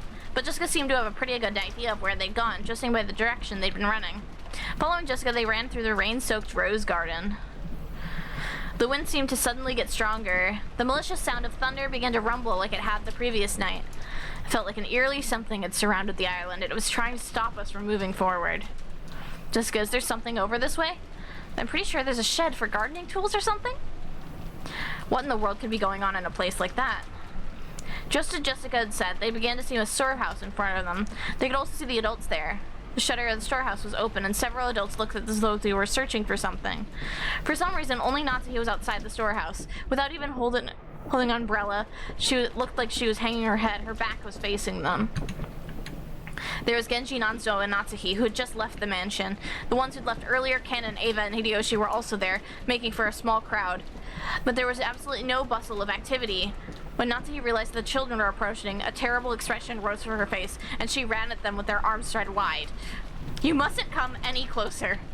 Go back to the mansion. Despite that, no, because of that, the kids saw everything. Inside the storehouse with its shutter wide open, a faint fluorescent light shone down. And right there was... Yeah. Jessica's piercing shriek ran out. But that was just because Jessica's scream was the loudest. The shame thing spilled out of Battler and George's mouths as well. Ava spread her arms just like Natsuki, roaring at the kids with a bone-chilling expression on her face. George, take everyone and return to the mansion. Now! When Natsuki spread her arms, I thought she was trying to prevent us from advancing any further. But that wasn't why Ava was spreading her arms right now. She was trying to stop us kids from seeing that terrible scene. It was her mother's heart trying to protect her eyes and the hearts of us children by blocking our view, that terrible scene, at least the width of one of her arms. Is this some kind of joke? I'd seen this kind of cheap scene all too often. In the manga, TV, anime, movies, I'd seen it over and over again. It was just seeing something appear in real life that I'd seen plenty of times before in some of those more sensational movies, right? That alone shouldn't, but that's the old bastard. I get it, then this is Uncle Kraus. I'm curious on and Aunt Rosa. Dad? You mustn't go in. You mustn't look. Rigor mortis is set in across the entire body. Most likely, 6 hours or more have passed since death. As far as I can tell by looking at the damaged area, there is a high probability that they were damaged after their deaths. No, I must watch what I say. I'm a general practitioner. Examining corpses is outside my area of expertise. So what's going on here? Just killing him wasn't enough, so they went to do something like this? The devil, this is the work of the devil. Aunt Natsuki caught Jessica in her arms and Aunt Ava caught George Aniki, so I was the only one who could approach the entrance to the storehouse. Oh, if only there had been someone there to catch me too. I wouldn't have needed this horrible, evil scene burned in my eyes. No, Kyrie! Oh, I just realized! Fuck! No! This is the worst day of my life. No, that's not it. It isn't that there's no one here to catch me. The people who should catch me, they're right there, aren't they? Just as Jessica said, it looked like a storehouse for gardening tools.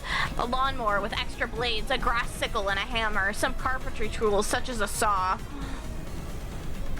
Piled up potted plants and bags of fertilizer.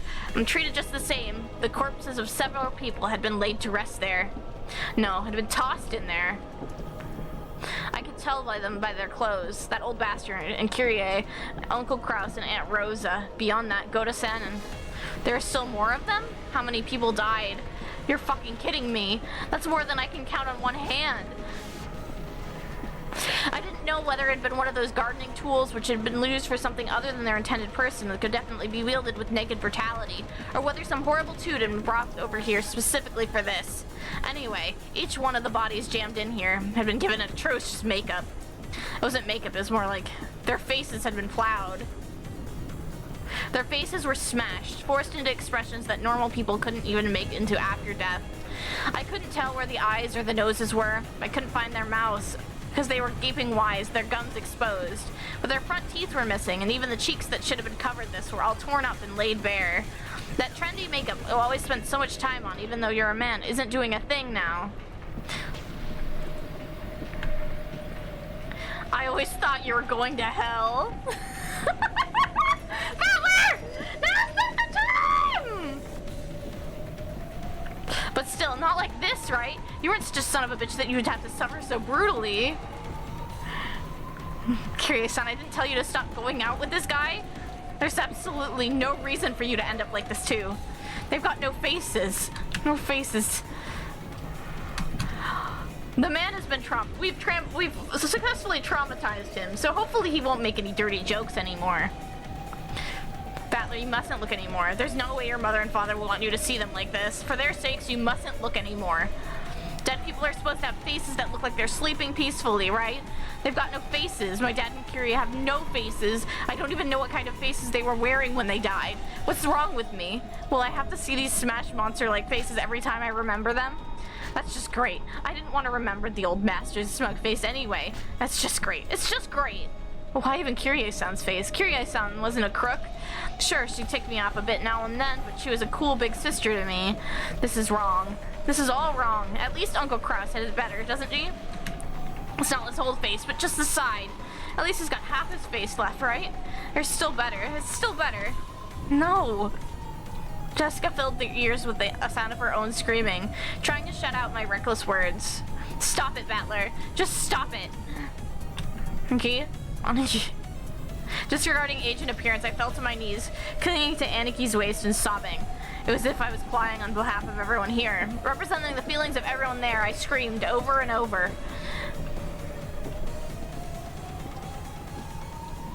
Holy shit. Like, I knew it was brutal. I knew this first. I knew about this part, and I knew it was going to be brutal. It's super, super brutal. Father, the ones lying over there, Uncle Kraus, Aunt Rudolph, and Aunt Kyrie, Aunt Rosa, and Goda, just those 5, right? No, there's a 6 people. There are 6. There's one more person over here. The body Hideyoshi was looking down on now happened to be hidden among the shadows in that mountain range of objects, in a blind spot to George, who had stood by the entrance. So George couldn't tell whose body it was, so George cursed himself. He cursed the fact that his worst guesses are always turned out to be right. So, the one lying at your feet is Shannon, isn't it? Yes, it's Shannon. George felt completely silent. He shook slightly, his lower lip trembling. Normally he would have wanted to run to his beloved's body, screaming and crying. However, before rashly running forward, he worked up to keep his composure and asked his father, "Is Shannon the same as Uncle Kraus and the others?" Hideyoshi deeply understood the meaning of those words, so he couldn't give George an immediate answer, or rather, he felt that the silence was only a sincere and loving response that he could give George right now. When George asked if Shannon was the same, he meant to ask whether her corpse was in the same condition as the others or not, since Hideyoshi hadn't denied it and meant her corpse was in the same brutal state. Can I look at her? No, you can't. Why not? After all, I won't be able to see Shannon's face again, right? So why won't you let me see what her face looked like at the end? The last time you met Shannon was yesterday, right? Yes? I see. When you left her, what kind of face was she showing you? It was a wonderful smile. After he handed her the ring, she hesitated, even though he must have already made up her mind. Then she looked bashful and ran away because she was embarrassed to let her see her face looking like that. That's the expression that was revived in George's mind. I see. Then I'm sure Shannon will want you to leave you with that smile in your memory. Hideyoshi looked on Shannon's body lying at his feet. Just like the other bodies, it was in such a horrible state that it'd make anyone want to cover their eyes. Her head had been smashed from the side, and no more than half her expression remained. The remaining blood-soaked half of her expression had been wiped clean, with that graceful smile of hers been peeked out, but only half of it. Without thinking, Hideyoshi slapped his hands over his eyes. How brutal. If her face was going to be crushed anyway, then if only all of it had been crushed, he might have been able to temporarily distract George from his pain by making a pathetic suggestion that it was someone else wearing Shannon's clothes. But half of her face had been left untouched. It caused the body so much humiliation, while still proving that, beyond a doubt, that the body was Shannon's and no one else's. How inhuman, how brutish. This is so fucked up. They're trying his best to burn the images of the remaining half of Shannon's expression into his eyes as she lay at Hideyoshi's feet. It was Canon. Canon was not crying. Tears had risen to his eyes, but they did not drip down.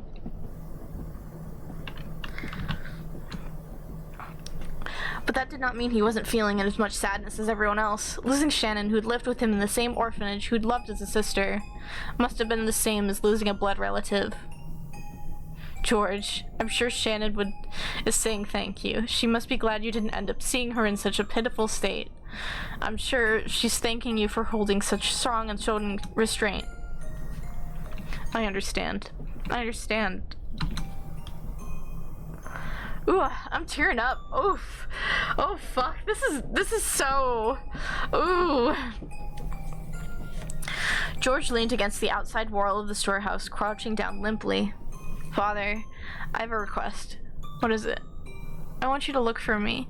Is there a ring on Shannon's finger? A ring? Let me see. Hideyoshi crouched down. As she did, Cannon slightly pointed to one of Shannon's hand.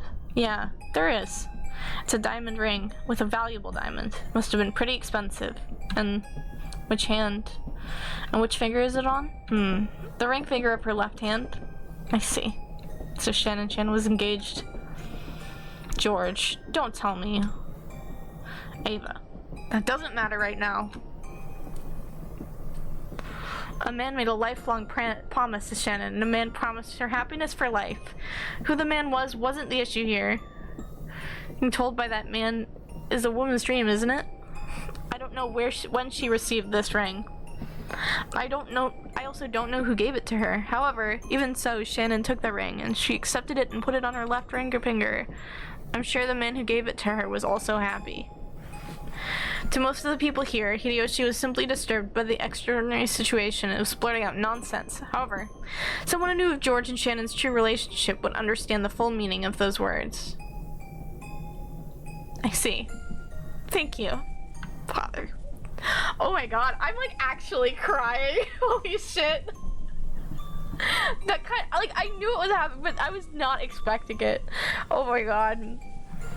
I need to like clean up my eyes. I can't see.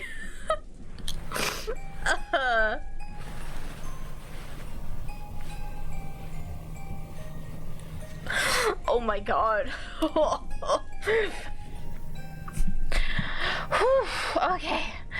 Okay. George stood up. The traces of tears still streaked his face, but his expression had returned to its usual calm one. Let's go, Battler, Jessica. If we stay here any longer, we'll get in the way of the adults. You're right. Jessica sniffled once, showing her face to her mother, who'd been holding up her the whole time to let her know she was okay now. When she faced George again, she once again had on her usual expression, although she still couldn't smile. Battler, hang in there. Battler kept crouching in front of his parents' bodies. I'm sorry. Crying like hell climbed me down. You bastard. I bet you're laughing at me. After all that shit I talked about you, here I am crying like a baby just because you died. Well, so what? I guess I just got the gene that makes you cry when your parents kick the bucket. Battler's face was bright red from the tears, but he at least recovered enough to fake a smile, if only a bitter one. Cannon, you mustn't remain here any longer either. Take the children and return to the mansion. Natsu had been standing under the rain this whole time, unable to take a step into the storehouse. Maybe she had her own way of grieving different from Battler's. Realizing she had to take on the role of responsibility now that her husband was dead, she gave Cannon those orders. Yes, madam. Cannon rose silently and turned to face me. His face was pure white, almost as if his own heart had died along with Shannon, and there was no life in his expression. On an ordinary day, if he'd been told to guide the children for the beautiful rose garden, Cannon might have led the way. But now there was no distinction between Cannon and the children. They were now just kids about the same age, suffering from the pain of losing those close to them. After making sure that the children were leaving, Nahatsu started giving orders to Genji. Genji, contact the police immediately. They probably won't be able to come until the typhoon passes, but they should be able to tell us what to do next. Understood. There's an emergency radio, so I'll be able to contact them. When she heard that, Natsuki remembered. That's right, the phones were out today, weren't they? However, they also had a radio, since they couldn't necessarily rely on phones all the time while living on an isolated island. At any rate, they should start by contracting the police and receiving their instructions. Everything else could wait. Dr. Nanjo, is there anything more you could do here? Unfortunately, there's nothing I can do. Understood. Kenji, could you at least cover their faces with something? Exposing them like this is humiliating to them as well. Yes, ma'am. Genji picked up several dried towels from inside the storehouse when Ava stopped him with a shrill voice. Wait a second! Stop! This is the scene of a crime, isn't it? Then we mustn't disturb it. We all panicked and walked in here without our shoes on, and even that will surely get in the way of the police's investigation, right? Natsu glared at Ava, offended. Objectively speaking, Ava was right. Even so, she glared at Ava as though she was excusing her of refusing to do with these tragic corpses, which had been humiliated even after death. The simple kindness of covering their faces. However, Ava had spoken both calmly and correctly. This horrible situation definitely was an accident. This is a crime. Someone had killed them. It was a murder case. So they needed to be careful to avoid disturbing the site any further. They had to do what little they could to aid the police, preserving clues that might help to catch the detestable culprit. I agree with Ava. Until the police come, we should leave everything be. What do you say, madam? You're right. Very well. Close it up. And just in case, we should put a different lock on it. A different lock? Yes. When we came here, the shutter was locked. That means the culprits used the key to shut the shutter to lock it. That makes sense. So that means the key that opens the shutter will have the culprit's fingerprints on it.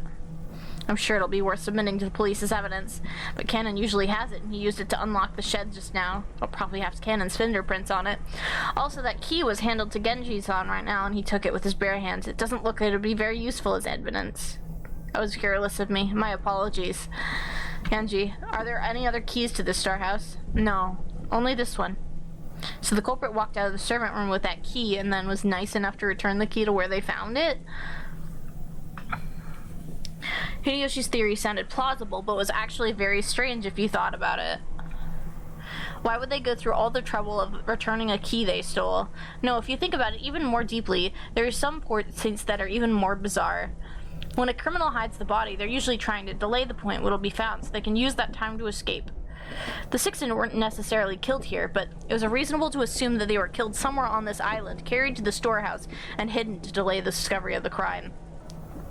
And yet, the eerily magic circle scribbled on the storehouse shutter had eloquently indicated the location of the hidden corpses. Sure, it didn't explicitly mention the corpses, but 6 people had gone missing.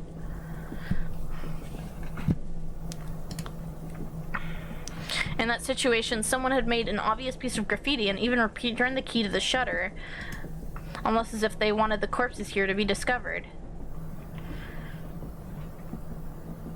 Anyways, we can't put our faith in a lock that the culprit has opened once before. If we want to protect this place from the culprit's hands, I think we should put a new lock on it. I think that's a good plan. I agree. Genji fished around inside the storehouse and unsealed a brand new padlock that had been inside a small box. What should I do with the key? I'll take it. I'll take responsibility and hand it over to the police. Natsuhi took the padlock with the key from Genji's hand. After that, they all exited and lowered the shutter, and so the corpses were once again sealed behind the shutter, which was still covered with that creepy magic circle. Genji crouched down in front of the shutter to fasten the new padlock. Shutters often have a place in front where you can attach your own lock in addition to the main lock of the shutter. This was one of those types. In the midst of the roar of the thunder and the pouring rain, the storehouse stood there, ominously. With its closed shutter still covered in a blood-like, creepy substance, it swallowed up the bodies of the 6. To Natsuhi, putting the new lock on wasn't mainly to preserve them for the scenes of the police. She might have felt like she wanted to shut that mouth for all eternity, to protect that eerie beast from walling up any more victims. Come on, let's go, everyone. Dr. Nanjo, thank you so much for your work. Genji, hurry and contact the police. I will do as soon as I return. They also left the storehouse. The ghastly magic circle drawn on the shutter kept 6 bodies in its throat, looming eerily as the lightning occasionally lit it up.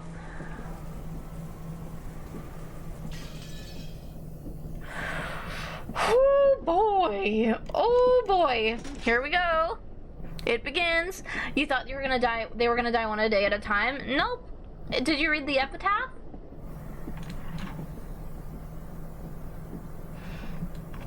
We'll go over the epitaph, actually.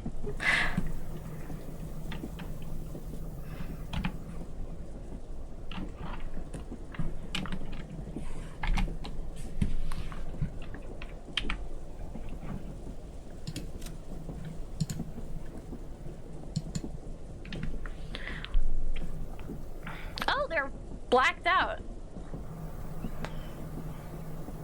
Where's Beatrice? She's chilling. She'll show herself eventually.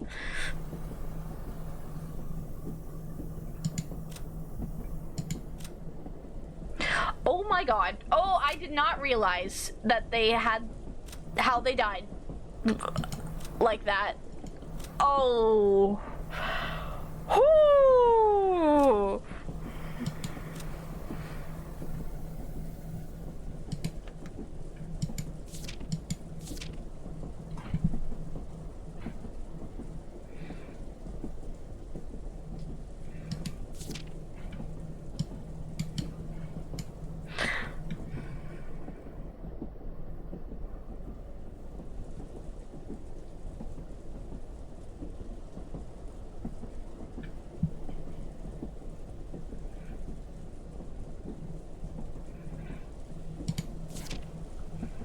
I'm gonna save actually.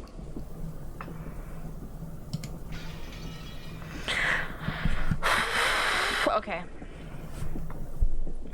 All that could be heard from the sound of the rain of the voices from the kids' TV program Maria was watching, and the engrossed Maria's cackling voice. In other words, what greeted them as though returned dumbfounded from that horrible, bizarre scene was the voice of Maria as she rolled around laughing at the TV. Those who returned to the room didn't know how to explain to Maria that her mother was dead, and that we were trapped by a suffocating silence. At first, Maria returned their stares with a dubious look, but when she realized they weren't trying to blame her for anything, they ignored them and again immersed herself in the TV program. The children wordlessly sat down heavily on the sofa. Their minds were probably blank from their state of shock. Everyone had already cried and mourned so much, but no, they just vaguely sat there, their faces seeming to have lost all emotion. Only Cannon had returned to his usual calm expression. However, that probably didn't mean he'd been able to wipe out the shock. Nothing was reflected in his eyes as he stared into empty space. Hideyoshi kept fidgeting, and every time he remembered that horrible scene, he started muttering about how he couldn't believe it, how it couldn't have been something from this world, how it must have been the work of demons.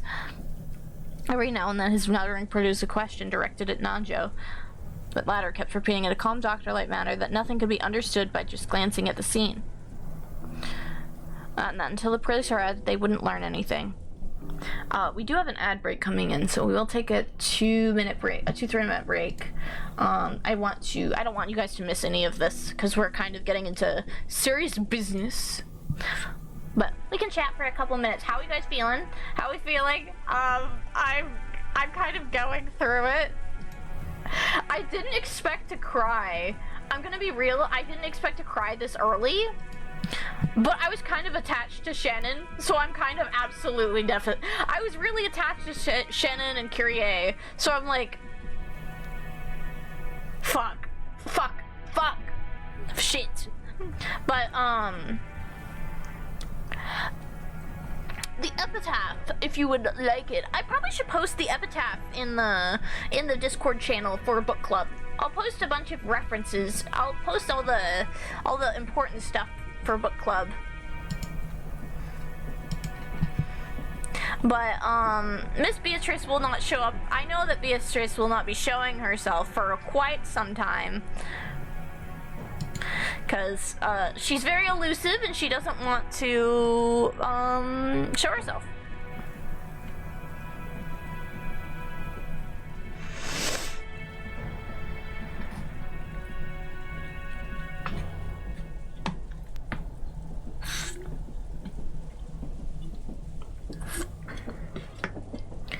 And also filled with fear. Yeah, it's so...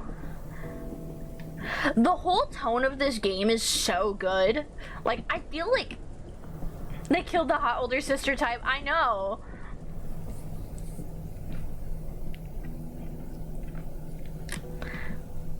I know, they killed off Kyrie. I'm devastated, honestly. I'll be honest with you, I'm kind of devastated.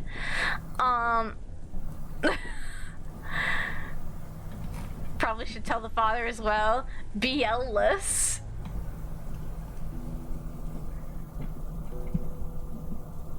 BL-less? What do you mean? What do you mean? Where's the BL?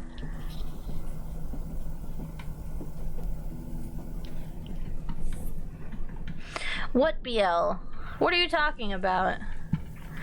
Are we talking about BL? Her BL collection is gonna rot now? No! Curious BL collection! Oh, I can't believe this.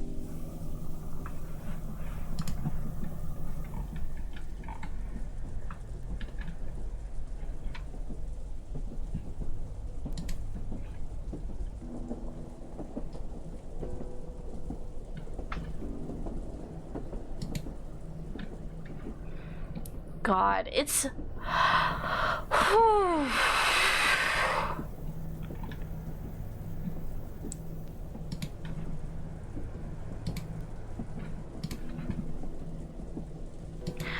God, it's... This whole thing is... Like, I knew...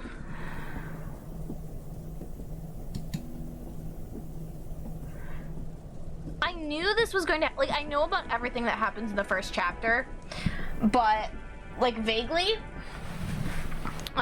Because I read it a long time ago, but...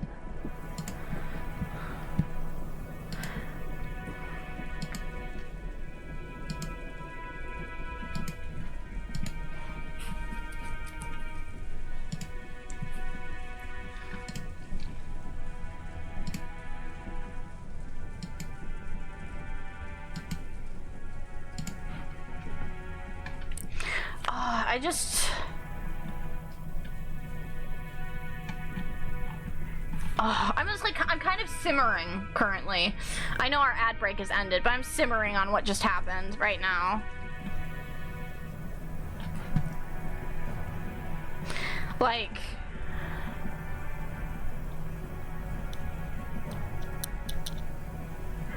Poor George. I'm gonna be real with you, I'm a little bit suspicious of that. I'm a little bit suspicious of it. That whole thing with George and Shannon kind of made me like uncomfortable. So I don't know how I feel about it quite yet. So, but it is sad. He did care about her.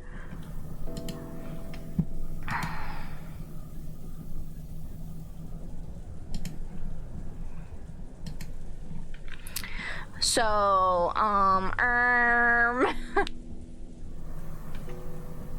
it's all going horribly. This is the worst family conference I've ever been to. Ooh.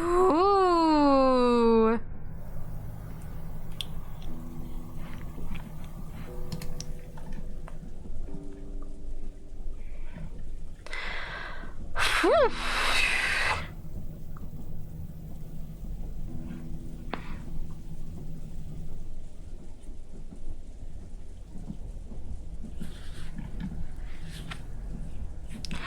Okay, shall we continue?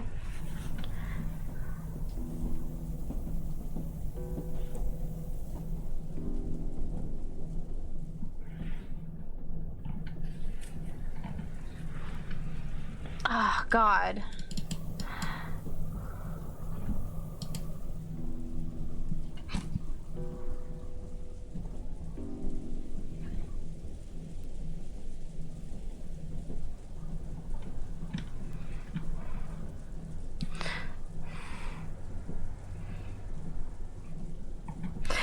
I'm just like, I'm kind of simmering on this, like...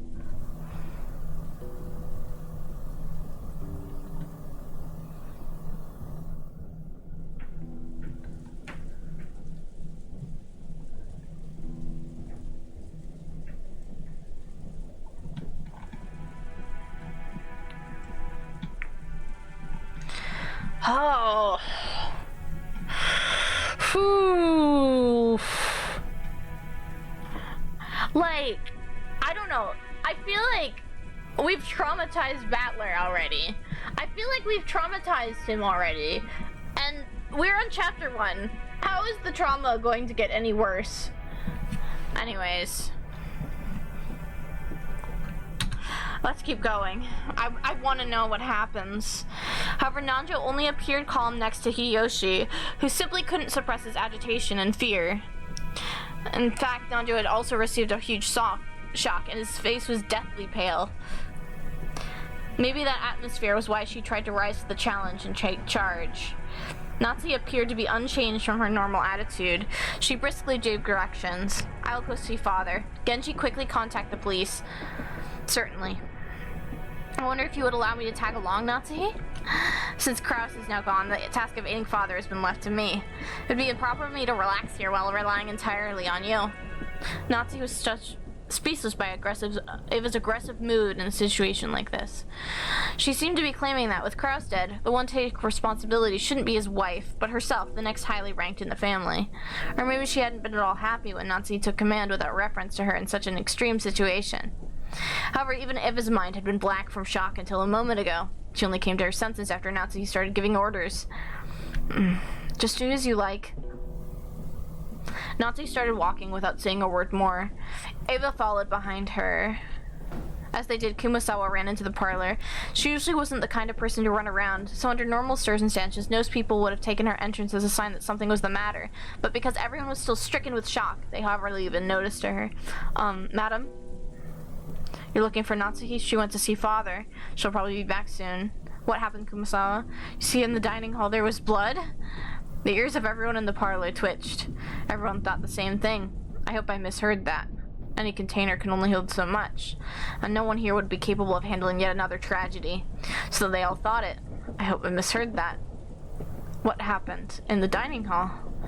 When I went to the dining hall to set up for breakfast, the first one to start running was George.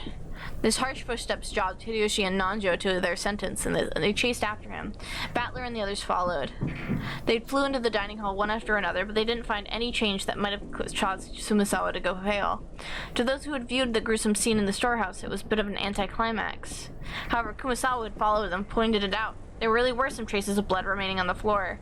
Compared to that terrible scene, it wasn't very impressive. However, if you calmly thought about it, this definitely indicated the loss of a lot of blood. There's another puddle of blood over here. What in the world? It appears that a great deal of time has passed. It's probably safe to say that they were killed here last night. It definitely looks that way. We were talking together in the dining hall until late into the night. After that, someone must have forced their way in. Dad, when did you mom slip out of the meeting to go to sleep? Probably a little past midnight. So, I probably assume it happened after that. Are you kidding me? Give me a break. Milady, please stay strong. After seeing that hell on earth, the storehouse, this is nothing. Really good for you. I feel like my head's gonna explode. This is the dining hall, right? Every day, this is where I'd eat, complain about school, complain about homework, talk to my dad about my grades. That's what this place is to me. Milady, it wouldn't be good to remain here any longer. Let's return to the parlor. I agree. Uncle Hideyoshi, I think this room will be really important to the police. Don't you think it would be bad if we trampled all over it? Butler proposed this in a slightly firm voice, as, along with Cannon, he grabbed the pale and shaking Jessica's shoulders. Everything is just as Battler has said. There's nothing more to be gained from remaining in this room. Ninja spoke while looking at everyone's pale faces. Even though the horrible scene in the storehouse felt like something not of this world, at least then we'd have been able to leave, to cut ourselves off, and run away. Everyone else had shared that feeling. However, this dining hall was different. It was in the mansion, the main building of the estate, and as Jessica had said, it should have been one of the most calming places, even inside the mansion. It was where all the relatives had eaten lunch and dinner yesterday. The shock of seeing this place smeared with blood reminded us of the horrible spectacle in the storehouse, and forced us to accept that we hadn't been able to run away from the scene of that tragedy. I agree too. The culprit might have left traces in this room. Amateurs like us shouldn't stir the place up. Let's leave quickly. Quickly. Hideyoshi understood the meaning of what Butler had said and pushed everyone to hurry out of the dining hall.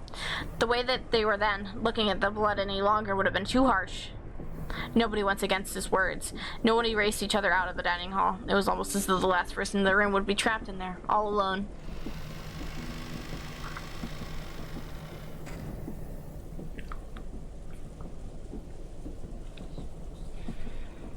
Once in the hallway, we lent a hand to Kumasawa, who's still trembling and leaning against the wall, and we all headed back to the parlor together. Then Genji returned. Oh, Genji-san, were you able to contact the police? As to that, I'm afraid I must apologize.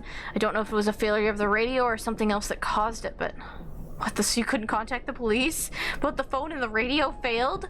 My apologies. A boat will be arriving on Monday morning, and I believe it will be able to borrow their communications equipment. Isn't there a boat on this island? Can't we just take a little trip out of the Nijima Police Department? Hideyoshi, that would be impossible with this weather. At the very least, we can't do anything until the typhoon passes by. Kurosama's boat is being repaired and is not on the island. Therefore, we must wait for the boat coming on Monday. How could this happen? 6 people are dead. The phones and radio aren't working and there's no boat. So until the typhoon passes and the boat comes, until tomorrow morning, we're gonna be stuck in here on the island, unable to contact the police, aren't we? Which means that not just us, but the criminal who killed everyone is also confined to this island. That certainly follows. The culprit who killed everyone is still here on the island. So the bastard who killed Dad and the others must still be hiding somewhere, unable to escape. Damn it. I'll catch that bastard. No way I'll hand him over to the police. I'll slice him to bits myself. Maria had finally realized that something odd was happening in the parlor. Rather than noticing something odd, it was probably better to say she felt unhappy and neglected, since someone was getting excited about something only she didn't know about. Just go Nichan. Did someone die? The way she spoke was completely calm, just as though she was talking about someone who had appeared on a television drama, as though it was someone else's problem. Jessica probably didn't like that. As though trying to say, can't you tell just by looking at me, overwhelmed with grief? She flared up at Maria. They all died, everyone! My dad and Battler's parents, Goda and Shannon, and even your mother too. Stop it. Oh, Jessica, you aren't the only one who's sad. Maria, I know this will come as a shock, but please listen. Your mother has died. Mama died? So yeah, someone killed her. I know it's sad, but stay strong. How many people died? 6 people. 6 people! How could anyone do something that cruel? There's a limit on how cruel you can be if you're human. I don't know who it is, but the culprit isn't human. There's no way their blood is red. Oh, here we go. The culprit isn't human. It's just the blank chosen by the blank. Huh? Hey, Maria? Did you say something just now? Maria had said something, but since the words were not so remotely separated from the flow and context of the conversation, I couldn't understand them for a second.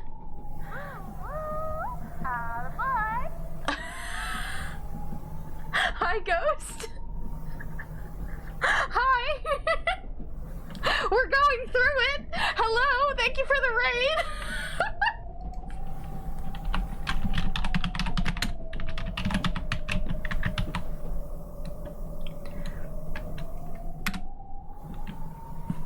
Hi, King.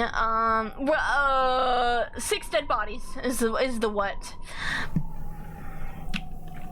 You should... 6 dead bodies. We just told Maria that her mom died. It's pretty cool. Awesome. Yeah, I love really gruesome scenes. I'm gonna be real, it's really embarrassing, but I did cry when they discovered the bodies. Okay, I messaged you this right when I started stream because I realized I was going to message you this after my stream last week, but you were already streaming, so I was like, oh, I'll just message Ghost later. But like, am I the only one who found the like scene between that like one scene between like that like it's like in the first chapter, the first scene where George gives Shannon the ring? Did you also feel deeply uncomfortable when watching that? Because I did. I feel like, I don't know if it was just me or what, but like, there was something about that scene that did not sit right with me. It gave me like a really bad feeling in the pit of my stomach. And now we're dealing with dead bodies. So the murder mystery has come, and yeah, it's fine, and there'll be more. Everyone will die. Lazy Lunar, welcome aboard, welcome to Get Express. I hope you're having a good night. For those who do not know, I'm Serum, your local ghost train conductor over on the Gehenna Express. We play a lot of chill games, lots of RPGs, and currently we're doing something on Thursdays called DN Book Club, where I read Umineko on Thursdays for a few hours, and hopefully one day I'll finish it. It's weird because I know, I was just like, this smacks of like power imbalance, and I don't like it. Get her, Shannon, sweetie, we're gonna get you out of there. We're getting you out of there. Right now. I want her, I'm taking her. She is mine now.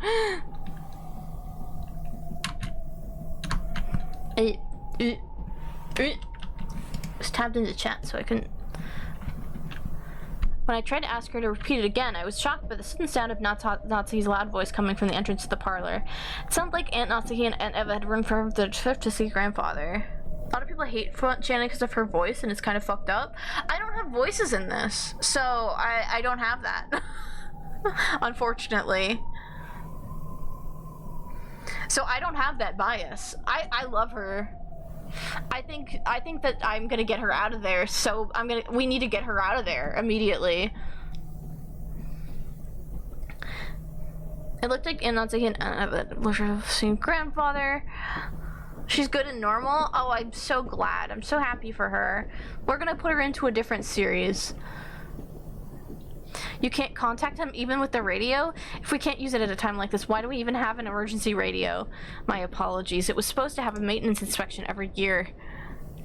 But you don't have one of those boat signaling devices that makes a flashing light? Couldn't you use that to contact the next island? We do not have such equipment. My sincere apologies. Just then Kumasawa arrived, pushing a serving cart loaded with breakfast. Since there was no way we'd be able to eat in the dining hall, Hideyoshi ordered her to take it to the parlor. Why are we eating breakfast here? Natsuhi, I'll tell you later. More importantly, Eva, how is father? Judging by the fact that he's not with you, it seems he will not leave his room. No, not even for a situation like this. He wasn't there. The room was empty. Ooh, bye, Kinzo. Oh, the chanting. What the? Where could he have gone at a time like this? Do you mean to say the master has left his study? That is correct. I was surprised myself. I wonder when he left this room. Did any of you have an idea? Natsuhi looked at Genji and Cannon as she said this. Maybe she's trying to ask whether the servants who served directly under the One-Winged Eagle knew of a place he might go. However, it was probably the other way around. Faces made it clear that only those who knew Kinzo best realized that even more than the rest how impossible it was for him to leave his room. Even we have no idea. As you all know, within that study, the master had everything from a place to sleep to a bathroom. I couldn't imagine him leaving that room except for a significant reason. In that case, what? Isn't it natural to assume that one of those significant reasons came up? We still cannot be certain if that's the case. Anyways, he's a fickle person, so it's possible he went for a block by himself, unaware of the current situation. If that is the case, then we must ask in all haste to tell him what has happened and ask for instructions. That's right. Although I don't want to think about it, it's possible something has happened to him, hasn't it? I'd rather not even consider such a sinister possibility. If no one had even seen Kinzo since the discovery of those 6 terrible corpses, on top of that, the phones were broken, the radio wouldn't reach anyone, and there was no way to contact the police. Apparently, the typhoon would leave tomorrow and a boat would come. But until then, no one could rely on anyone outside the island, nor could they escape. The tragedy had hit everyone so abruptly that they lost all their composure. Everyone felt a heavy silence. Everyone was impatient. Even though they needed to do something, they couldn't think of anything. So some of them held their heads in their arms while others got irritated. Right now, no one could explain what was occurring on this island, Rakanjima. Whoo-wee, baby!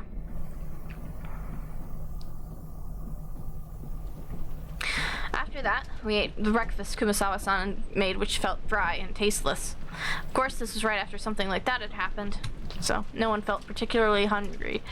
Was this... Did Ryukishio 7 desaturate the backgrounds for this? For this part of this? Or is it just me imagining things?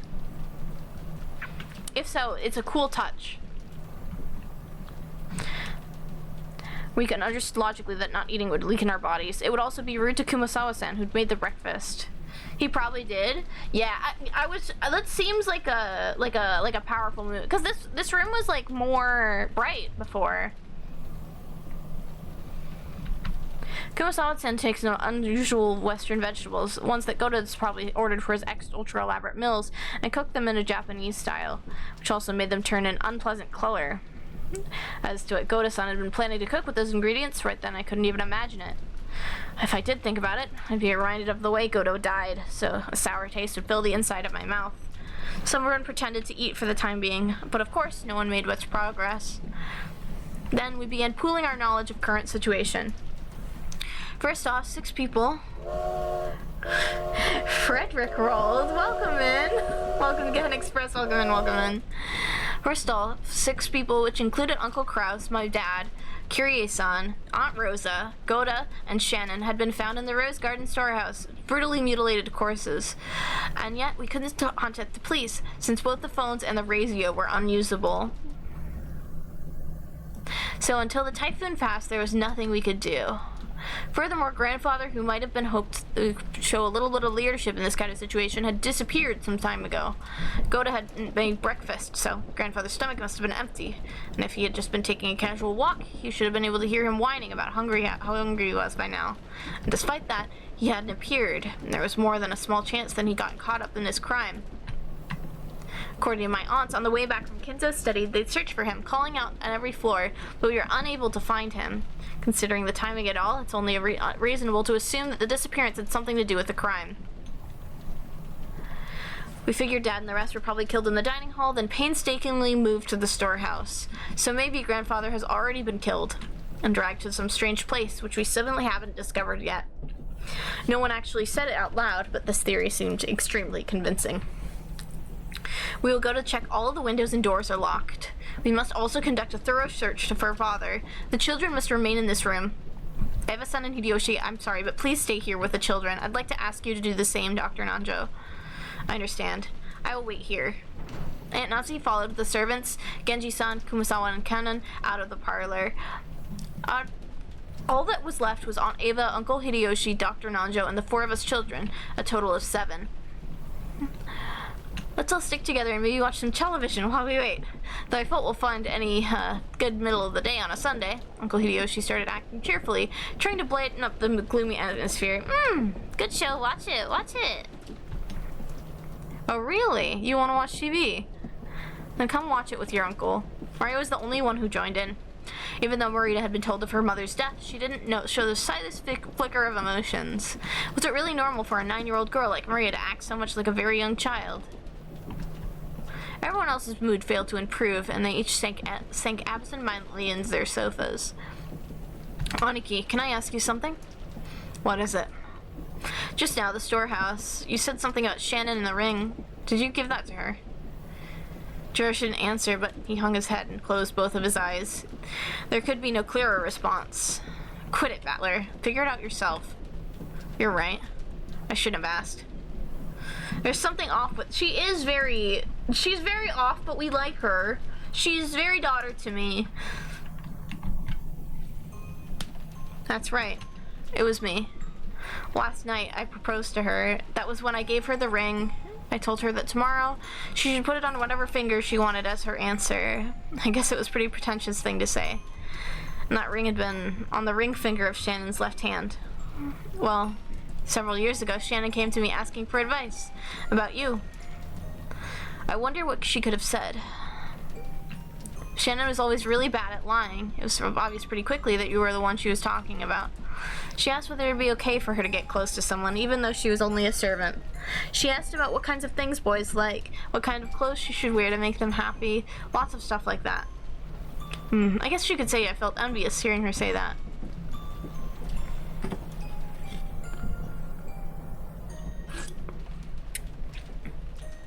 So then she was given an engagement ring? Is it? Well, it's too late to fix it right now. I'll fix it for the next stream.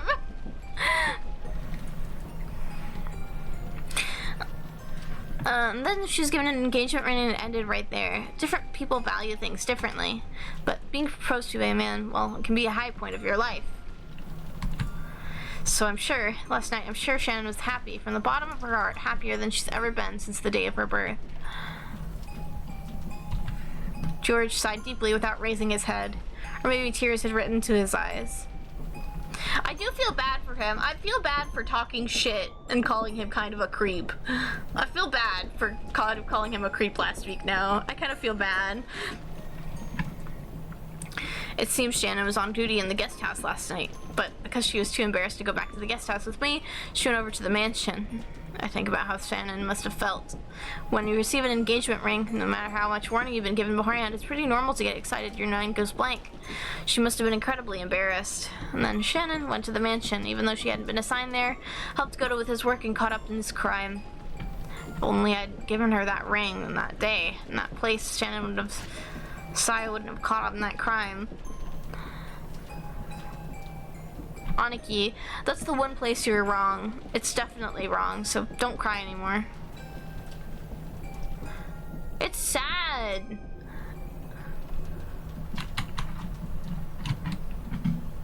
Battler, let's leave him be. After Aunt Eva said that, I stopped talking to him. Misplaced words of comfort might actually do more harm than good. Jessica sat down next to Aniki and put an arm around him. If maybe only Jessica, who had known about Aniki and Shannon's love since the beginning, and who even discussed the relationship with Shannon, could comfort him now. I went over to Aunt Eva and sat down at the opposite sofa. Battler, you really are strong. Looks like you've kept a good hold on yourself. Oh, look at the depth of love becomes the depth of the wound, right? After all, it's not like how that old bastard died has anything to do with me. I feel bad about Kyrie, but, well, she wasn't actually my parent. My, if that's so, you certainly are crying a lot back then. I love Ava. Queen behavior. She's kind of mean, but I like that about her. Well, I did think that at least much crying was due to the gratitude the parent raised me. The speed of that changeover and that dry tone must have come from him.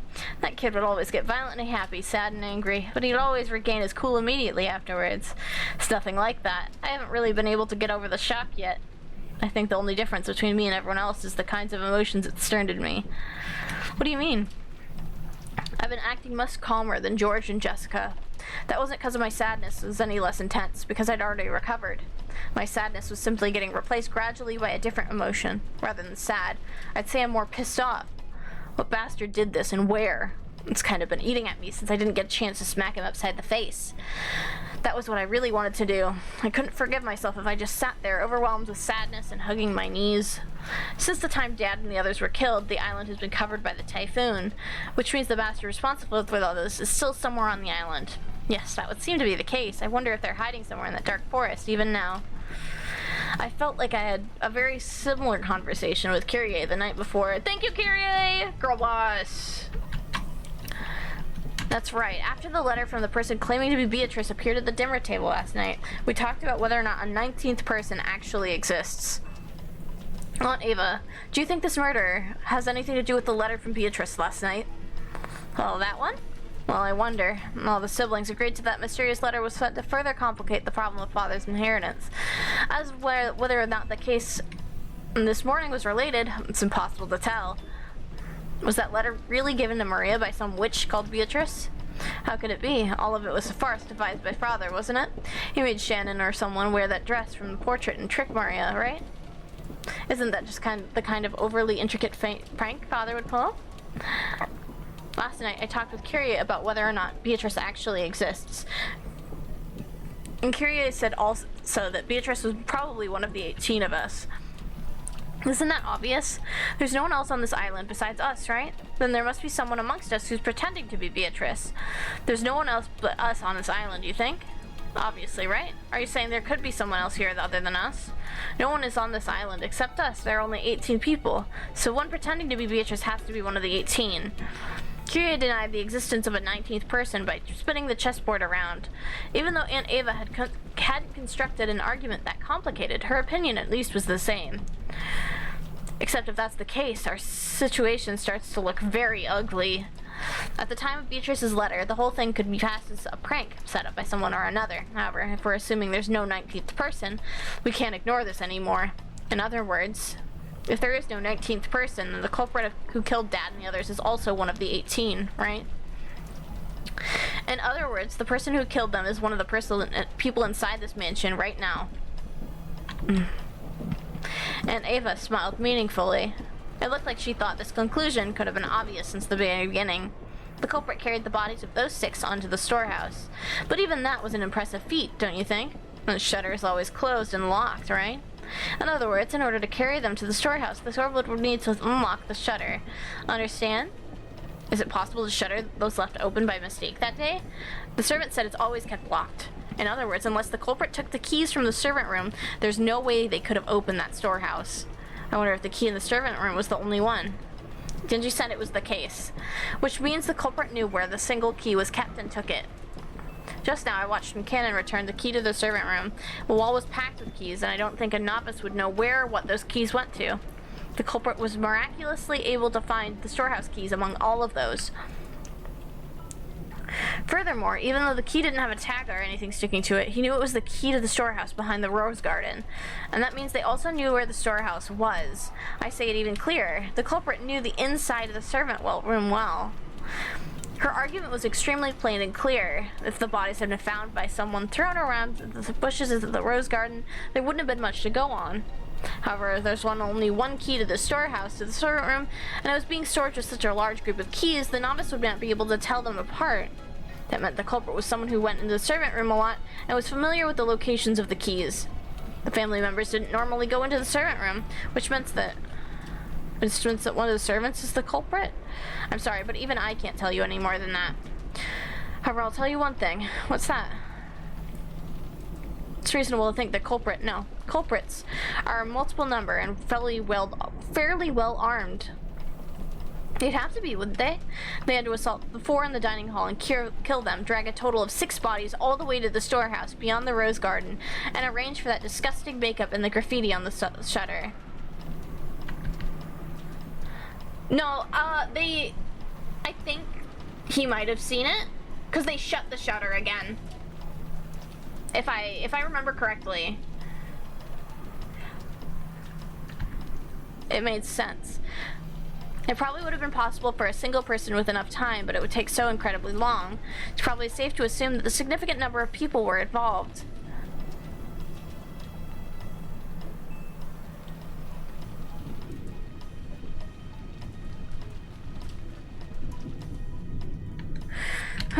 So what you're saying is that maybe all of the servants were in cahoots.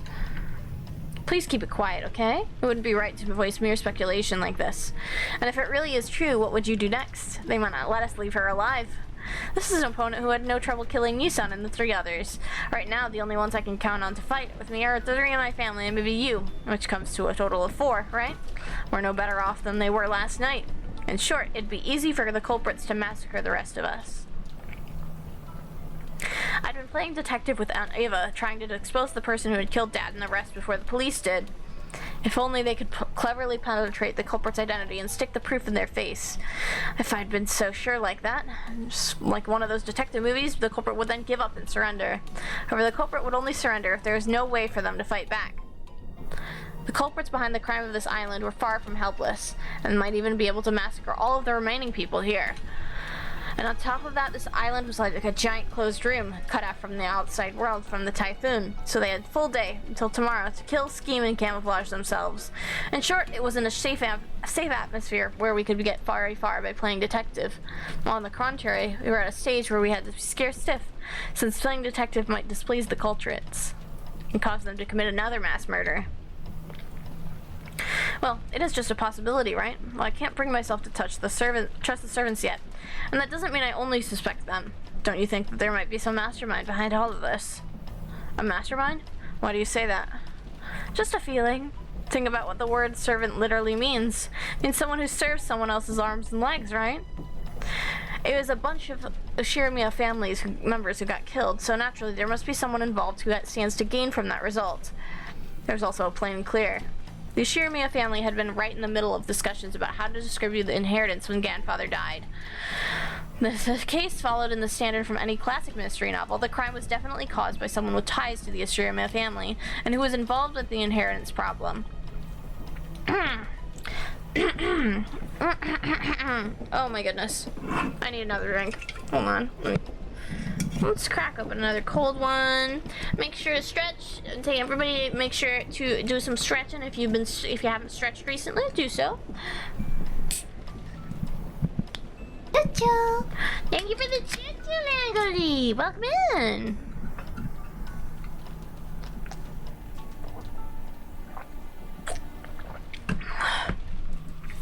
Aunt Ava had probably read a few books in that genre herself.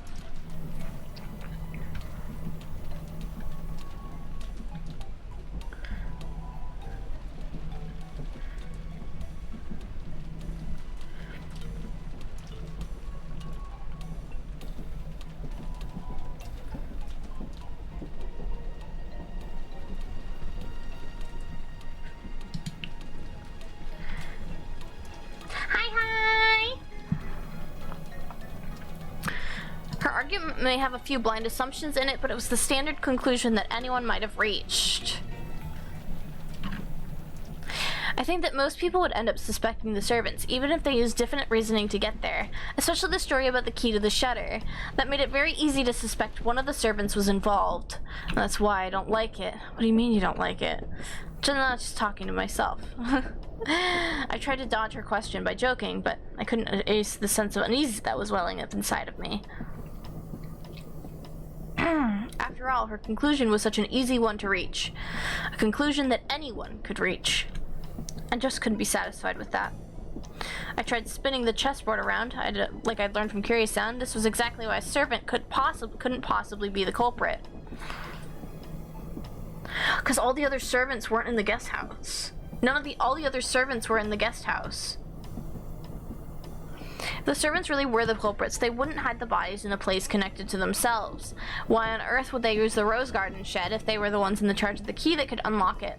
The police would probably immediately pursue whoever had been in control of the key. It was even possible that some of the other facts might come to light as the result.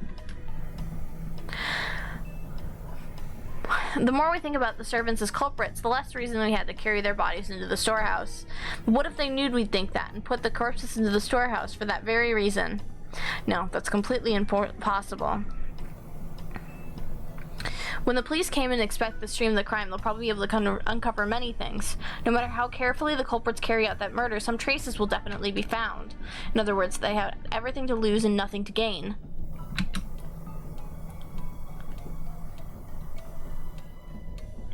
If you think about it that way and look for the murder from the culprit's side, it's hard to imagine why they'd want to call attention to the corpses. Maria was asleep, we already know. She went to sleep before midnight. And the kids were up past midnight. So, they would have known if she had woken up and gone to the main house.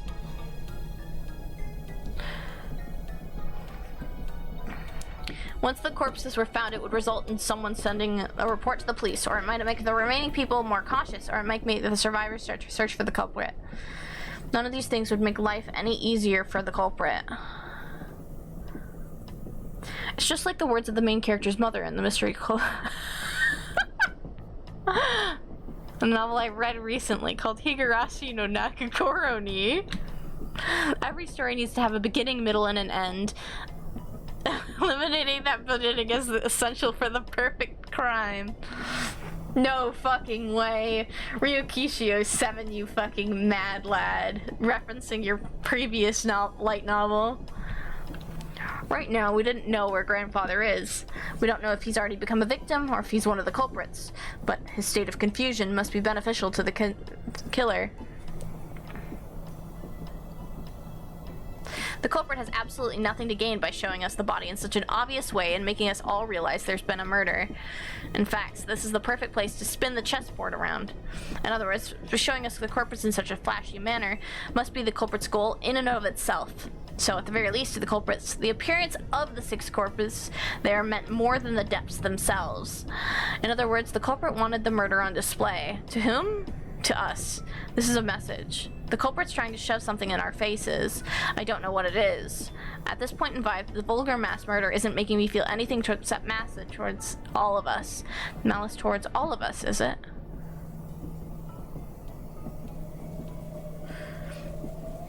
Also, like, 2 of the servants also were in the mass murder, so it wouldn't make sense to be the servants. Each one of the survivors has some kind of connection to one of the 6 victims. Uncle Krause's death brought Jessica the griefs of losing a family member. The deaths of Dad and Kiryu-san brought me sorrow, while Aunt Rosa's death brought Maria sorrow. Goda's death probably shocked his fellow servants, and Shannon's death brought grief to George, who had proposed to her, and Cannon, who had loved her like an older sister. Everyone now on this island has received an equal amount of sadness, and Ava was sure that the servants were in cahoots. But then, how could you explain the deaths of Goda and Shannon?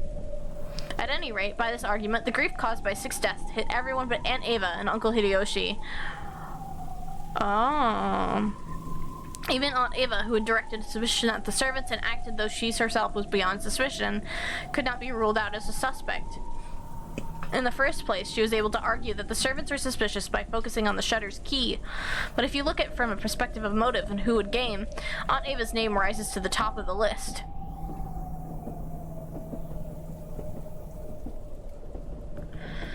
Aunt Ava, did you kill all your family members for the money? Aunt Ava! I know what you're thinking, Battler. Oh no. Please don't tell anybody. Don't, my head's full of so full of obscene stuff.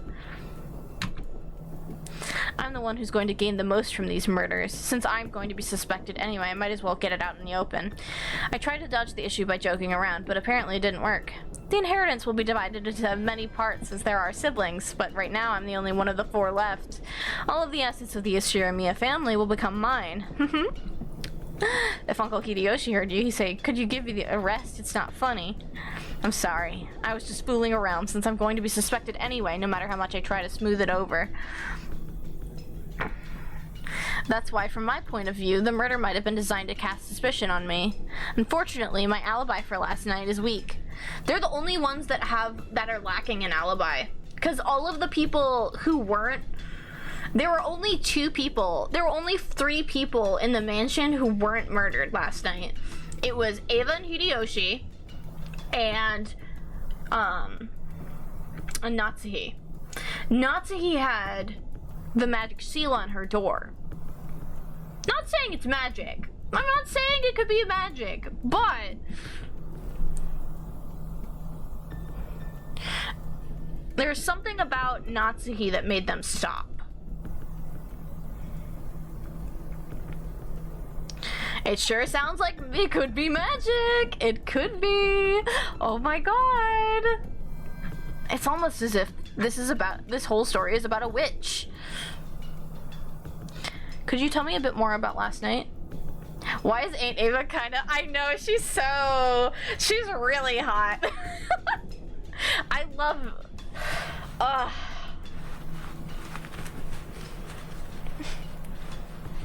Women. I love women. You should have seen Kyrie. She's also... All of the women in Umineko are, like, really hot.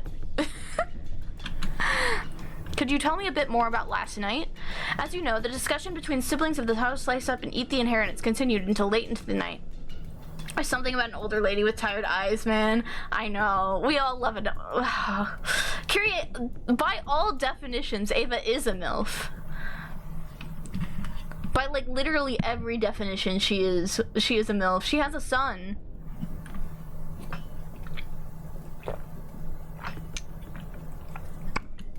I keep forgetting that George is her son.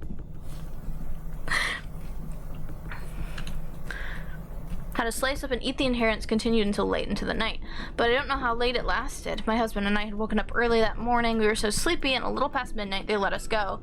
We then returned to the guest house. Oh! They weren't in the mansion. They went to the guest house. Could anyone other than Uncle Hideyoshi prove that? No, wait, it's not like I suspect you or anything, okay? Are you sure about that? I don't know if it counts as proof, but when we returned to the guest house, we were greeted by Genji, who asked if we needed a towel. So they weren't in the mansion last night. So the only one who was in the mansion last night is Natsuki, and I don't think she could have done that. Asked if we needed a towel. I think that should be enough to prove we returned to the guest house a little after midnight. Though if my theory was correct, the servants would all be in cahoots, and that wouldn't actually make for much of an alibi. Hey, you've got a point there. Guess that means I'm playing detective with the real culprit right now, huh? However, let me say this for my honor's sake. If I was after the inheritance, I would never commit such a bizarre set of murders. After all, if I just wanted to make them forfeit their rights to the inheritance, it wouldn't matter to me how they died. It'd be much smarter of me to make their deaths look like accidents, especially if you're assuming I laid up some careful plan that involved the servants. You've got a point there. If you're killing someone for personal gain, you definitely shouldn't make it look like a murder. Exactly. That's why I'm in such a blue mood. The police will probably treat me like the mastermind and investigate all kinds of things. Not fun at all. So true, Queen. So true. She's so girl boss.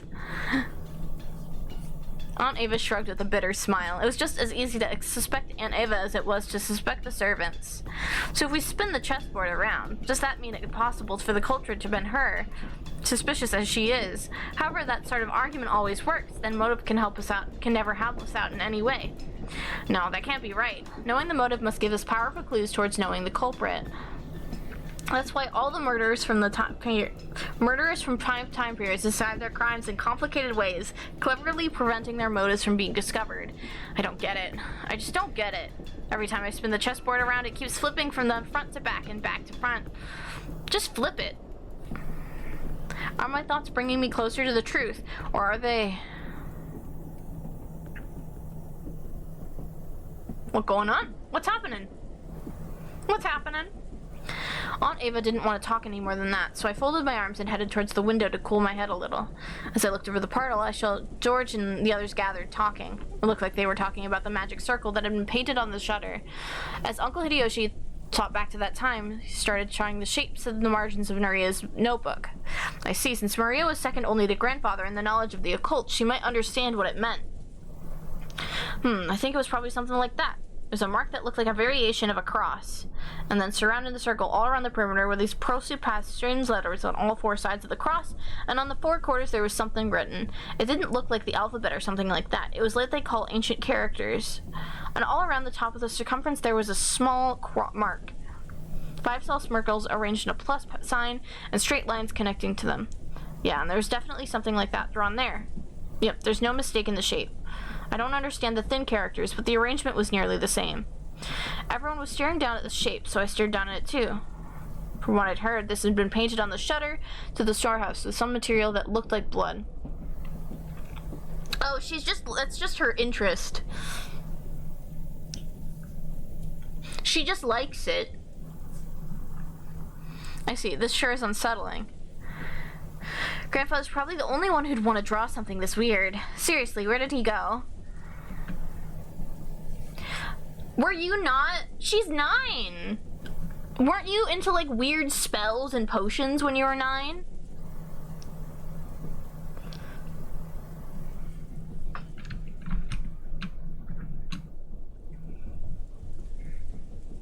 Also, her whole thing is she's obsessed with witches, so she'd probably know more than the average person. Jessica's voice contained impatience and anger. She hadn't gone so far as to say grandfather was the culprit, but she seemed sure that grandfather knew something about the culprit's background.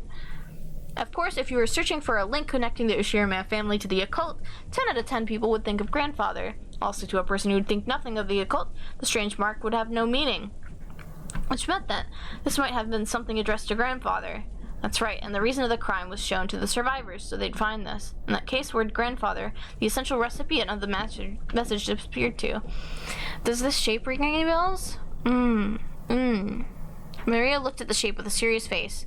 Maybe she was enthusiastic because this was her area of expertise. However, her appearance was that of someone separated from the events at hand, as though this thing hadn't been drawn on the shutter closed around her mother's corpse. Your parents watch you while you're searching, so, oh. I had unrestrained book access as a child, so I learned all sorts of crazy things. And internet access. My first impression was the design resembled a German cross. It certainly does have that kind of design. Does that mean something to do with Germany? A German cross was originally a crest from a religious order of knights. It was supposed to protect pilgrims traveling to sacred places. So in other words, this magic circle might have some religious meaning? This is starting to sound like gibberish. When I looked over at all of them, preparing to jump into discussion, something shocked me. Maria was smiling, an eerie, incomprehensible expression on her face. It was almost as if she was making fun of everyone's ignorance. It was an expression I wouldn't have dreamed to find in Maria's face. And she laughed. That eerie, jarring laugh was something I didn't want to believe was possible, even though I was looking at it right in front of my eyes.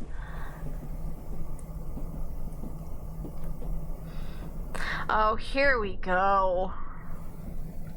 You people aren't even close. Can't you tell just by looking? While everyone was being scared out of their wits, Maria kept cackling happily by herself. After a while, the laugh was suddenly and abruptly cut off, but her expression still looked like it belonged to someone completely different from Maria. This is the 7th magic circle of the sun. The characters are written in Hebrew, but here... sure.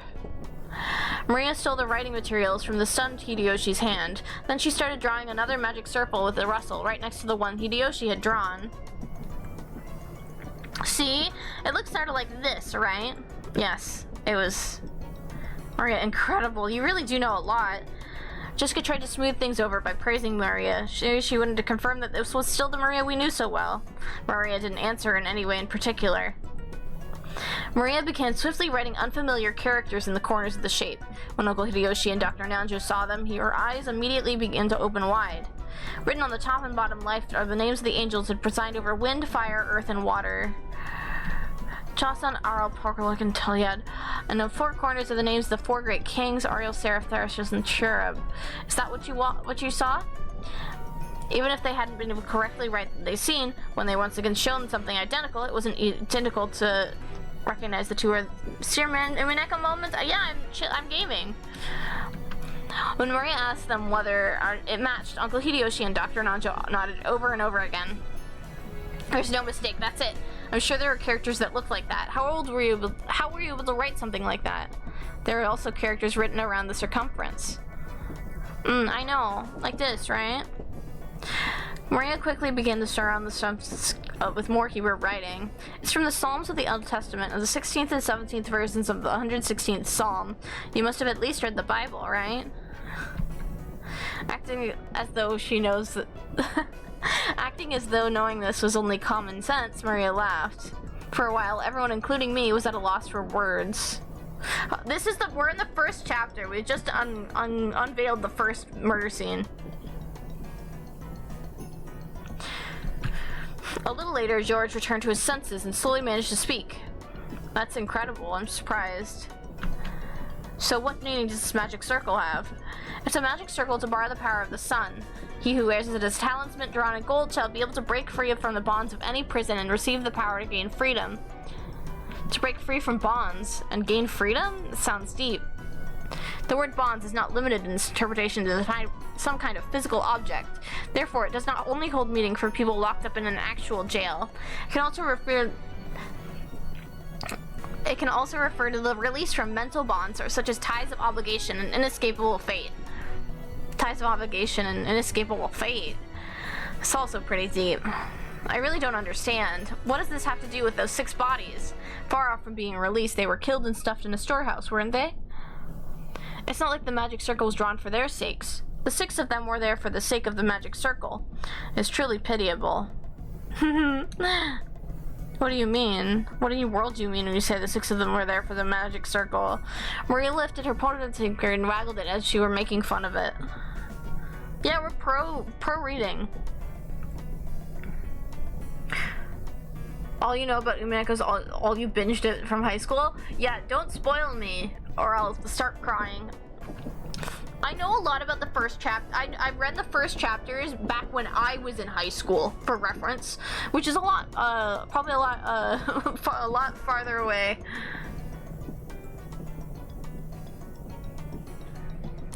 lifted her pointer finger and waggled it as if she were making fun of us. What's written around the circumference? Can't you read it? It's Psalms chapter 16, verses 16 and 17. I'll read it for you. The Lord has freed me from my chains. I will offer it to you, the sacrifice of thanksgiving, and I'll call on the name of the Lord. See?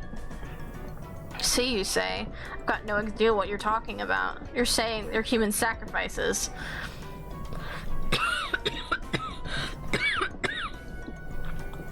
If what Maria had read aloud was a vital part of the magic circle.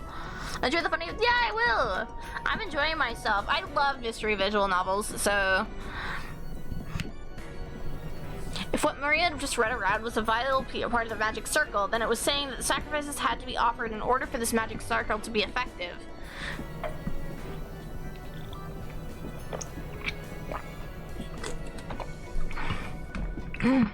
So human sacrifices had been offered inside the storehouse where the magic circle had been drawn.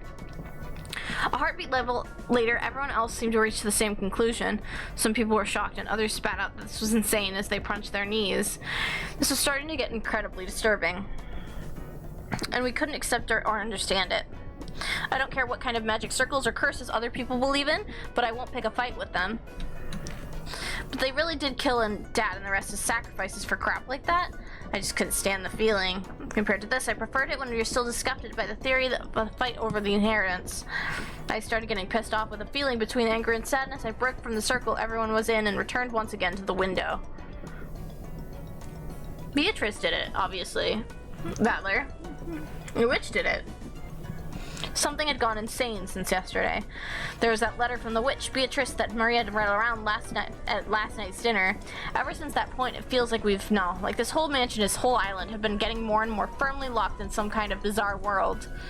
That's right. When I think back on it, that letter was an invitation from the witch. The ruler of the nighttime island had invited us inhabitants of the day into another world. The phone and the radio had been interrupted and the island was shut off by the typhoon, so you really could call this place another world cut off from the real one by now. Yes, as this island is now, it's perfectly normal for a witch to send us letters and for human sacrifices to be offered for the sake of magic circles. So what will happen next? Some weird people start wearing goat skins, starts doing the Bond Festival dance or something? Oh, it's hopeless. It's hopeless. I don't get it. The inside of my head's all screwed up and I don't even know what to think. Anger, sadness, the opposing emotions all swirled up together and they started to suck me in.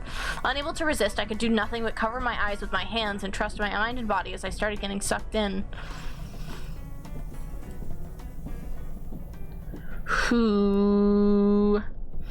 As I started losing heart, I began to recall a memory from when I was small. It was from when I was very young. I'd unfortunately seen a scary occult movie on the TV, and for a while I hadn't even been able to go to the bathroom by myself. That old bastard gave an exaggerated laugh and said this.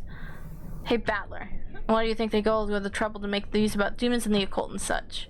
It's because they don't exist. Something that ridiculous can't be found anywhere on the planet. Because they don't exist, people want to see them and go through a lot of effort in making them. That's why those occult movies just make me laugh. If I were forced to choose, and I'd say, rather the demons and monsters, this year's earnings and call and angry wives are 100 million times scarier. I'll go further, okay? From my point of view, getting scared is a recreational emotion, something for people who have got room to relax in both their hearts and lifestyles. If they had so much free time, they didn't know what to do with it. In order to entertain their mind with unusual emotions, people started creating a culture with demons and occult and stuff. Interesting. Seriously, why am I acting so thick-headed? I was totally taken in. Don't try to mess with me. This is the human world. I don't give a damn about witches, demons, magic circles, and sacrifices. The human who killed Dad and everyone else is still on the island, and that's all there is to it, right? The next person who started speaking to my heart was Kyrie. You see, in both chess and shogi, when you're bleached to the very, very last stage of the game and get closer and closer to cornering your opponent, the number of optimum moves you could possibly make gets smaller and smaller. Therefore, if you're backing someone against the wall, or if someone's doing the same to you, both players' moves become infinitely easier to read. In other words, when you're completely cornered and you think you have no moves left, that is the moments when it's easiest to read your opponent. However, when a person is forced into a defensive position, they can't help but lose the ability to think clearly, so they aren't able to get in their minds around the opponent's moves. That's when you spin the chessboard round. Okay, thank you, Kyrie! Thank you. Kyrie is so fucking cool. I miss her already. I'm so sad she died. Now my eyes were truly open. If you don't understand anything, you're completely cornered just like I am now. Isn't it the perfect time to spin the chessboard around? While on the defensive, we can't even guess at the culprit's scheme. If we spin it around and look at it that way, just what we see. She was too... oh god, what's the meme?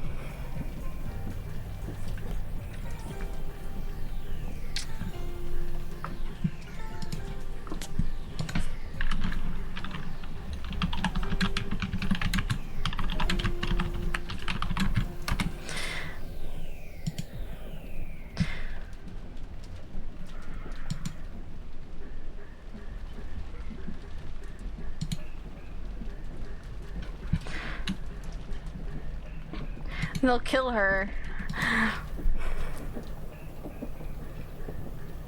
Therefore, she should have understood that even if they carried out the murders, they wouldn't be able to get away early in the next morning.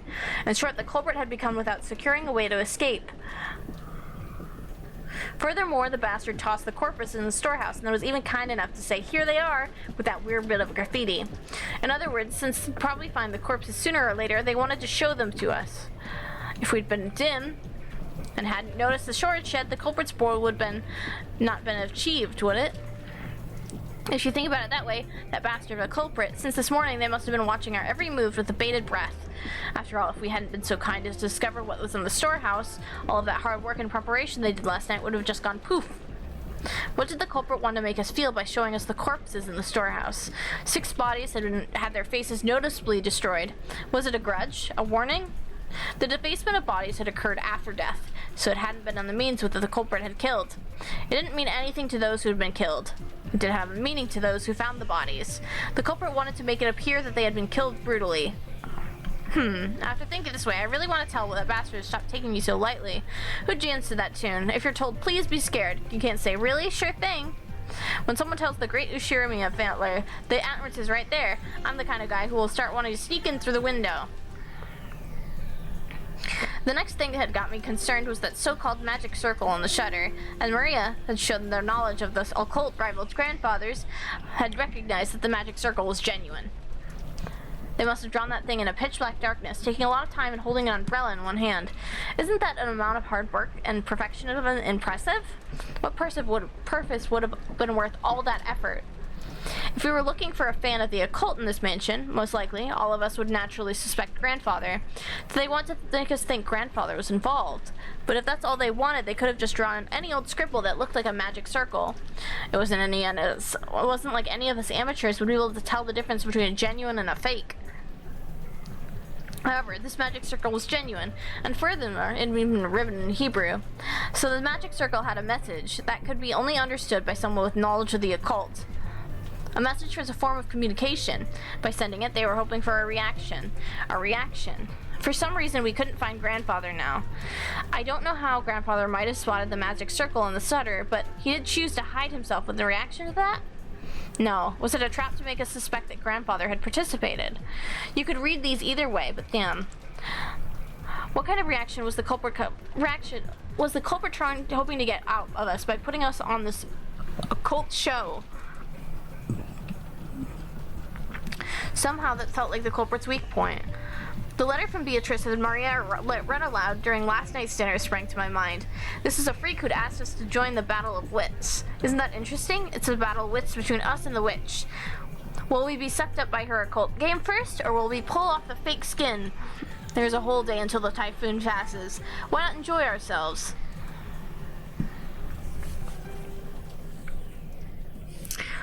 Butler's so cool. When he's not being a fucking creep.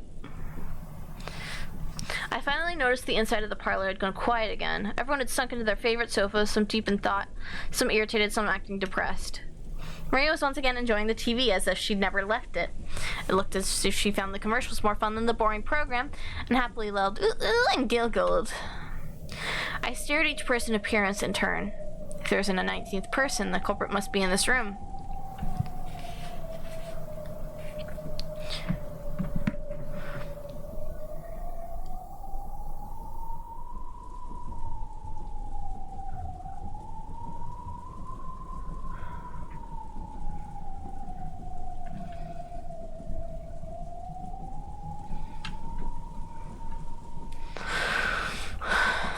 Right now, Aunt Natsuki's searching this mansion with the servants, right? Then we shouldn't say in this room, in this mansion, where the culprit has to be. After all, it's possible Natsuki was on behind this, but we still can't deny that one of the servants might be the killer. Anyone could be guilty. Still, Aunt Natsuki and the rest sure are taking their time. Of course, it's not a small mansion, but isn't it taking a little too long to walk around, checking the windows and doors? Just as I was thinking of this, Aunt Natsuki and the rest returned. Well, not one of them was missing, but our relief was short-lived. Everyone looked at Aunt Natsuki in shock. The talk I'd had with Aunt Eva started to creep back into my mind. The possibility the culprits had enough numbers or weapons to kill all of those 6 at once. Let's fucking go! Yes! Women with gun! Forgive me if I've startled this. I brought this to be prepared to the worst. After all, that thing in Natsuki's hand was a rifle. At a glance, its silhouette looked like a hunting gun, but it was unusually short and looked like a kid-sized weapon. However, it had a weightiness to it that made it clear it was no kid's toy. That gun is Kinzo-san's, isn't it? Do you know about it? That's right. I remembered it when was in Father's old collection, and I managed to find it. Whoa, awesome. Natsuki, is this thing real? Yeah, it's real. I can fire live ammunition. Long ago, Father used it to scare away wild birds. Oh, that takes me back. Where did you find that thing? And no matter how much I asked him to let me touch it, he would never let me lay a finger on it. Oh, Grandfather had one of these? I didn't know that. Long ago, Grandfather was really addicted to cowboy films. Everything I learn about Kinzo is like, he turns more into like a cartoonish villain.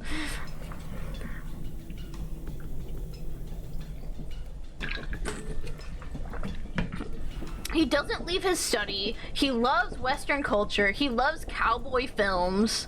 He loves the occult. That generation really liked this kind of rifle. Is that a Winchester? But I've never seen one that short before. Ah, I remember. It's that gun. That really takes me back. That's the one Steve McQueen fired off and wanted, alive or dead.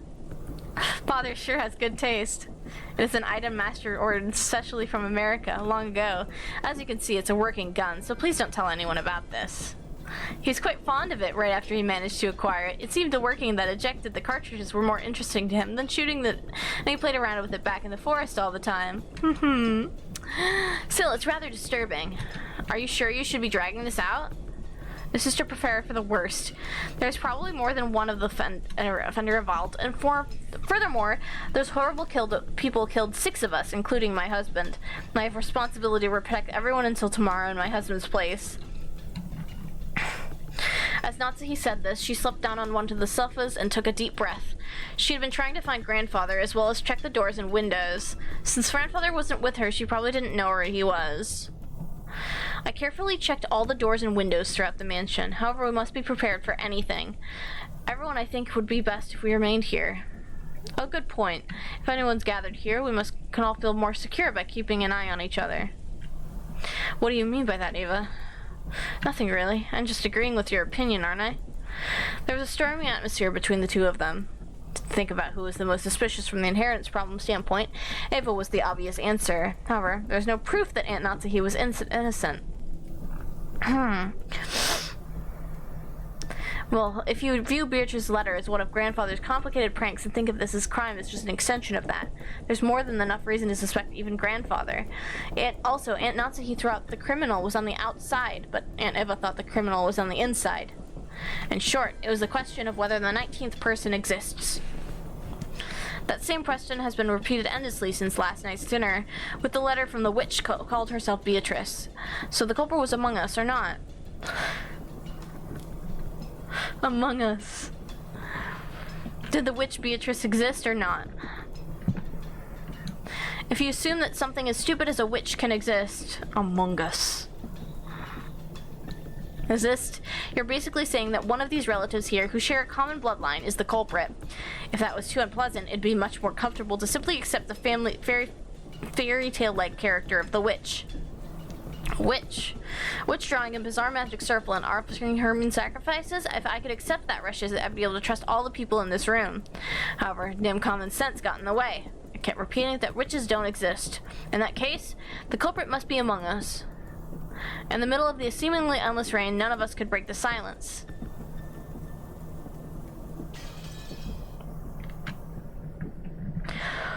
Oh boy!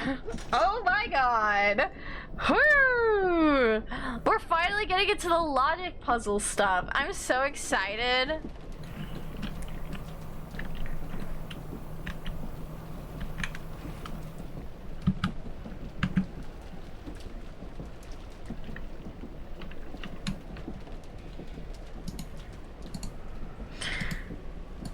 Wait.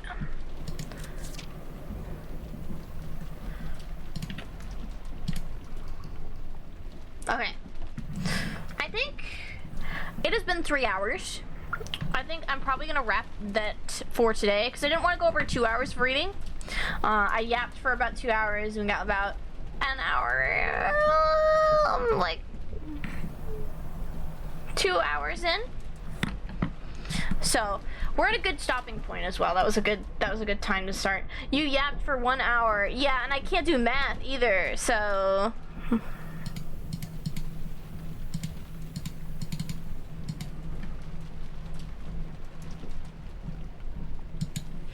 Yeah, 2.5 hours we've been going for, so. Ish. Questionable.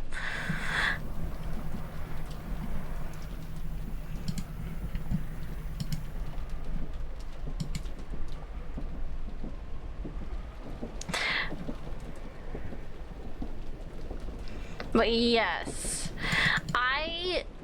oof.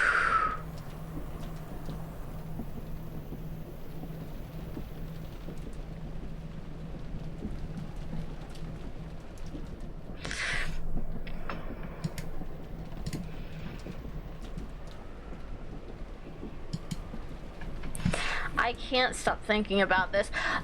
I really like the way that Ryukishio 7 writes like logic puzzles.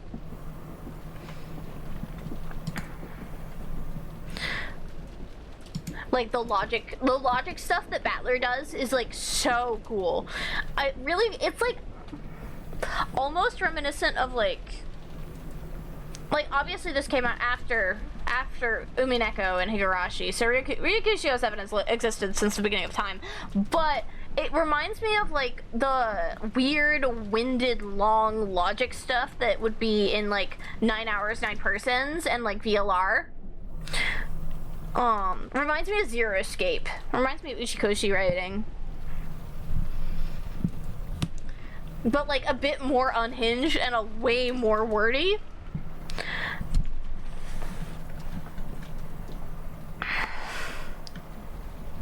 So,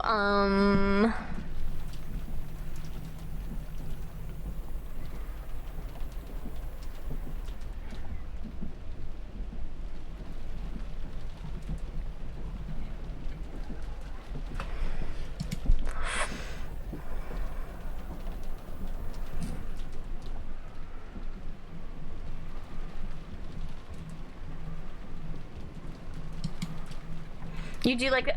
Yeah, isn't it good? Oh my gosh, Faye, we should watch Umineko. If you don't mind, we should watch it. You need to catch up now? Yeah! Yeah, you do. We need to catch up.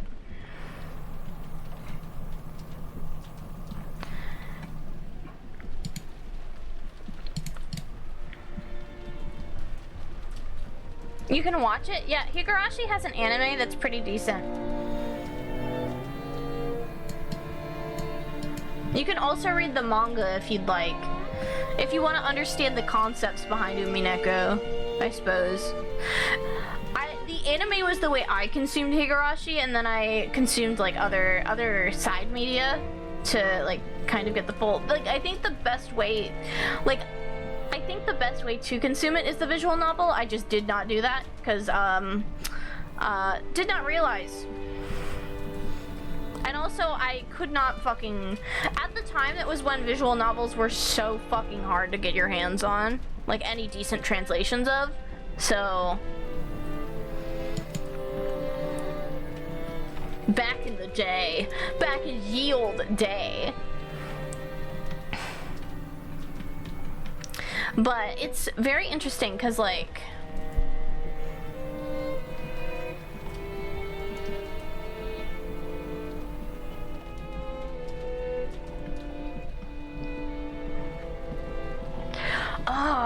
I'm gonna be simmering on this. I feel like you're still waiting for an official release of Angel Beats. I understand. You could read Umineko you could read Higurashi in the meantime.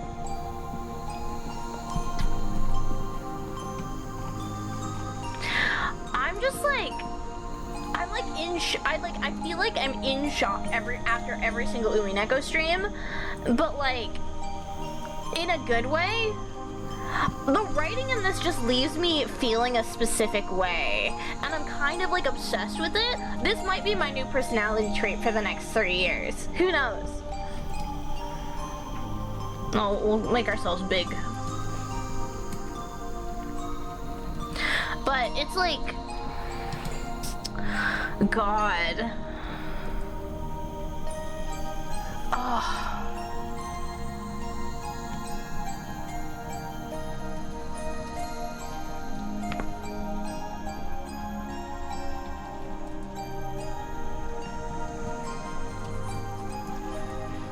I'm like,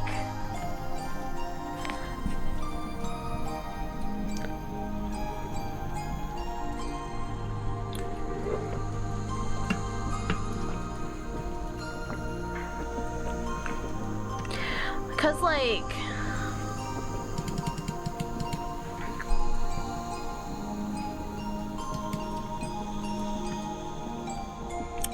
I don't know why. The writing of this really gets me, because it's like really, it gets the little cogs in my brain. They're turning. I'm kind of getting it, and I'm kind of vibing with it, you know?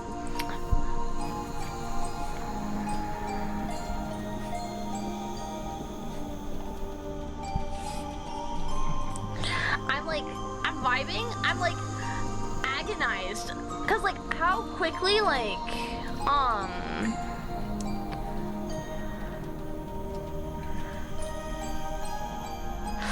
I feel, because we're only on chapter 1, right? We're barely touching chapter 1. We're like not even halfway through. Obviously we had to go through all the exposition of like the beginning and all the introductions for all the characters, but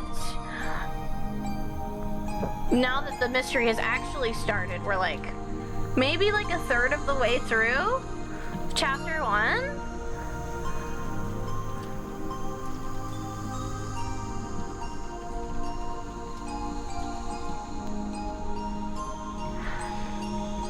But it's really, it's just, oof.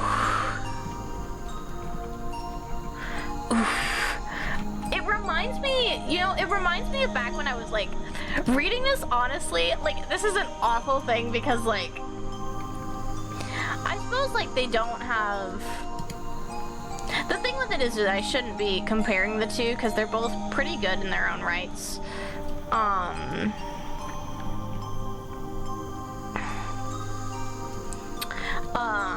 It reminds me of when I was reading SDR2, so Super Danganronpa 2, for the first time.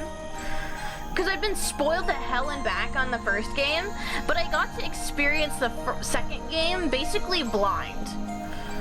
So, like, experiencing it, also the same with V3 as well. I think Danganronpa V3 also was like,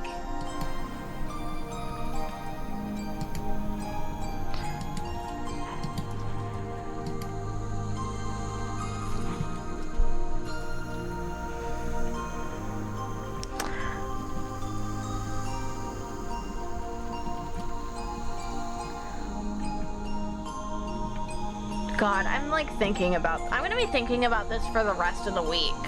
Genuinely.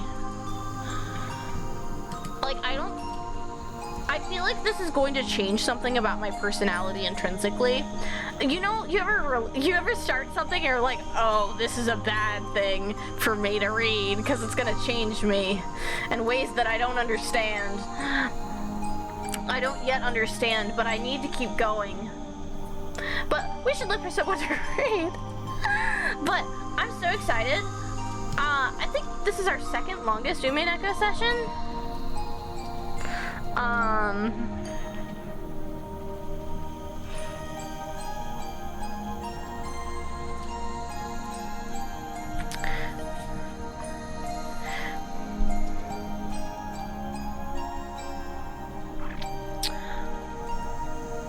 Oh, Mira is playing Slay the Princess? Oh, that's another really good game. I watched someone play that through all of that one, but like, Slay the Princess looks so good. It's so pretty.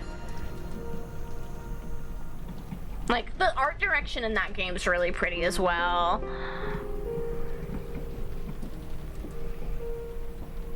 Let's see. You've seen screenshots of... I think you really like it, Fable. It's fully voice acted as well. We're not going to raid Mira because Mira is very, very far in the game and we will get spoiled if we raid Mira right now. But Slay the Princess is very...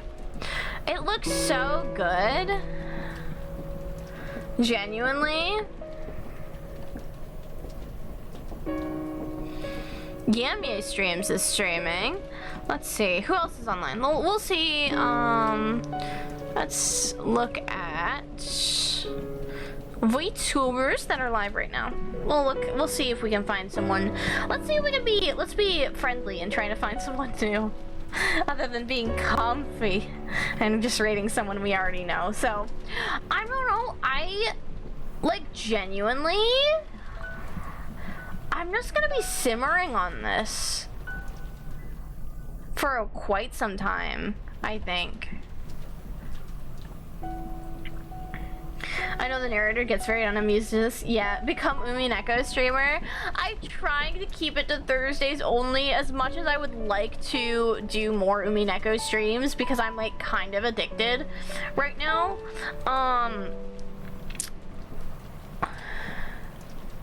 Maybe when I have a bit more free time, I might try to do like a Saturday stream, and I'm gonna it'll be a pre-planned announced stream, so people can actually attend. Because that's why I set it as Thursdays, is because that's the one that I set it as a day that would be good for everyone. So I took a poll and everything. So.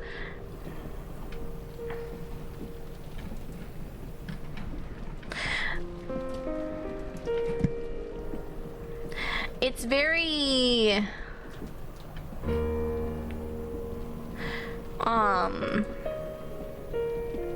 it's just something I'd have to plan for like the week, you know?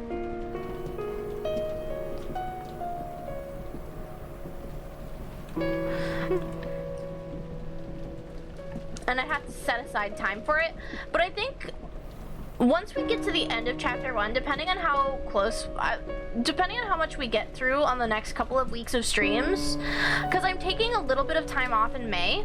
I'll be gone for a couple of days in May, by the way. I think I've announced this already, but in the middle of May I'll be gone. I'll be gone from the 16th through the 20th.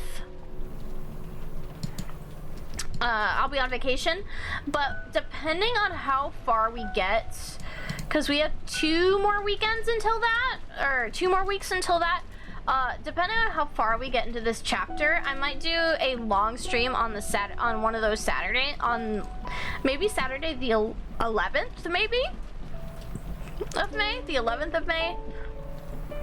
And then we can finish off chapter 1, and then everyone can simmer on it while I'm on vacation. Then we can all simmer on Umineko while I'm on vacation.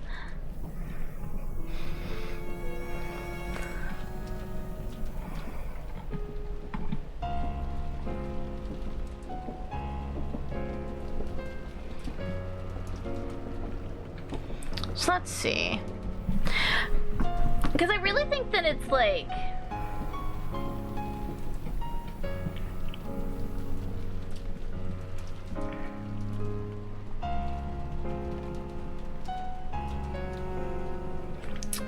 It's just genuinely, like, I think this game is going to intrinsically change part of me, and I'm not quite sure how or why, but I think, like, already, like, I feel like something is, like...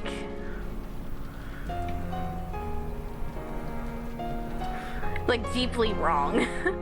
Deeply wrong with me.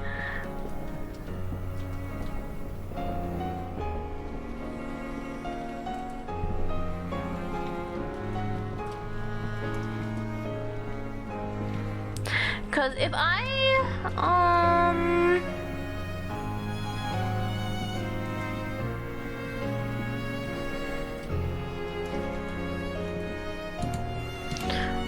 how long has Lolly been going? Cause I'm not seeing anyone, cause Lolly is doing subathon right now, and she did her live TV model debut. So cute.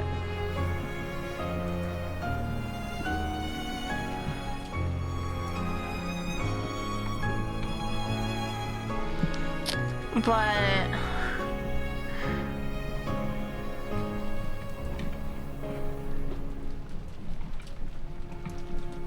God, I just can't stop thinking about this. I literally cannot wait for when Beatrice actually shows up. Like, she's been drumming up so much problems and she hasn't even shown up yet. She hasn't even shown up yet. Like, the build up to her actually appearing is so crazy to me.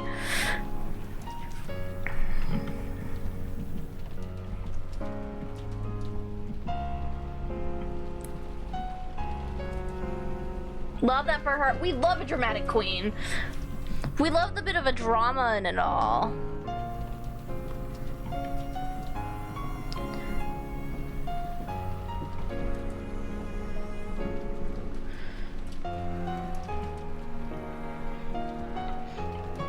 She's very much actively causing problems, but she's just not visible.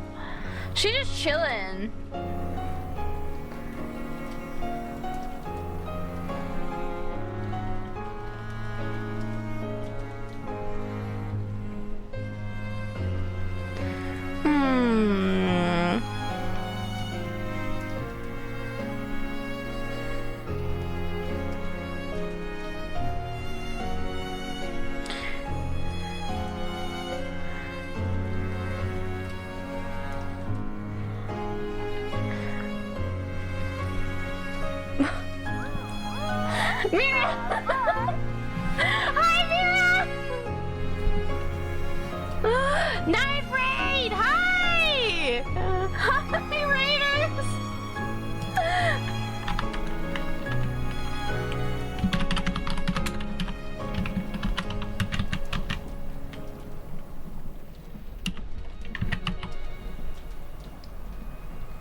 Am I spelling this right? Hopefully. Okay, I got it. Okay. Every time I spell, how's Umineko? It's so fucking... This game is intrinsically changing something about me, and I don't know how to feel about it yet. I'm like, whoa! We just finally got to the first trial. But I'm already like, we've gotten to the point where they've started actually throwing logic puzzles at us, and I'm very, very much enjoying it. I really enjoy Rikishi 7's style of writing, even if it is really long-winded. Oh, Hazelcat, welcome aboard, welcome to Get Express, but thank you so much, Mira, for the raid. I am Siri, I'm your local ghost train conductor. For those who don't know, I'm the ghost train conductor of the Gehenna Express, your #1 afterlife travel service. It's so good to have you guys in. We were actually finding someone to raid. I was chatting while figuring out who to raid. So we'll probably have a double raid today. But, for those those who do not know, every Thursday, I was wondering if you were. Yeah, I'm kind of waffling over it for the past like 20 minutes because I'm trying to find someone new to raid. I've been trying to expand my horizons. But, I have been, but yeah, for those who do not know, every Thursday I run a visual novel book club where I play, or right now we're playing through Umineko, for however long that takes. We're gonna be here forever. We're never ever getting off of Rakunjima Island. We're stuck here forever. But it's gonna be awesome.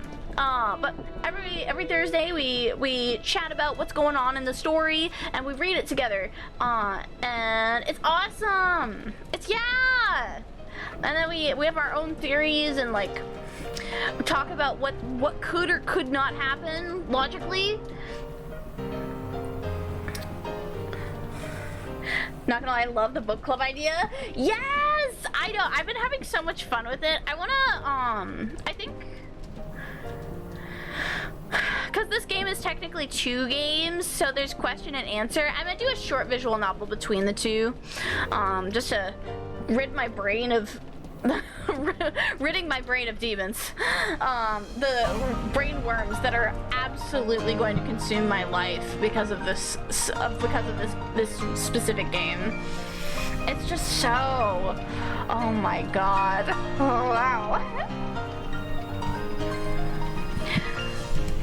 Also, every woman in this is just so, mwah, mwah, whoo.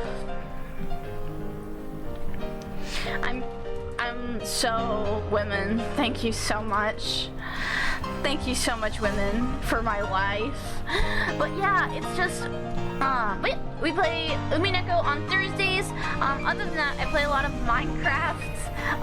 We also play a lot of, recently we've been playing a bit of Stardew with friends. I also do a lot of art, and a bit of singing as well.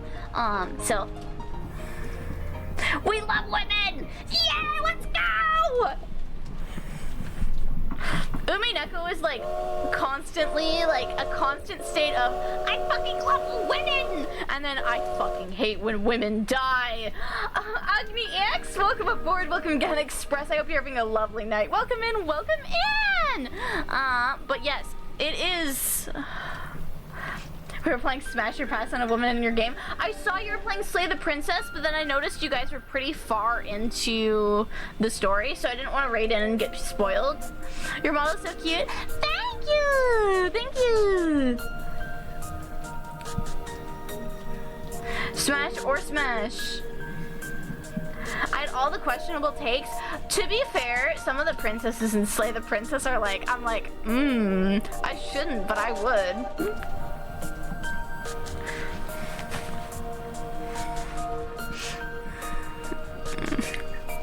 My questionable would. There's only one where it was like, no, what, maybe not? Maybe. But what if?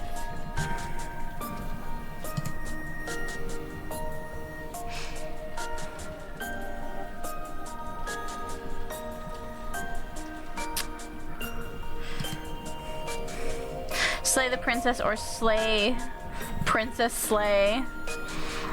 Yeah. Mota is streaming. Mota Berry. I've not rated Mota. I know of Mota vaguely. Let's see.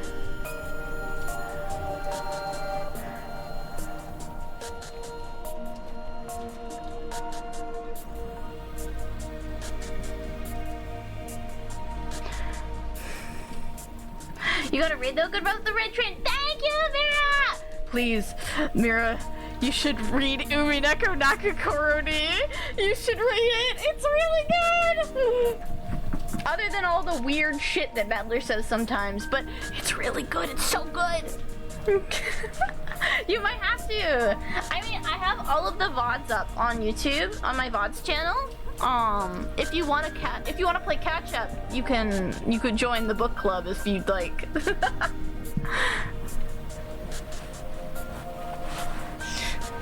Everyone join my book club. It's so cool.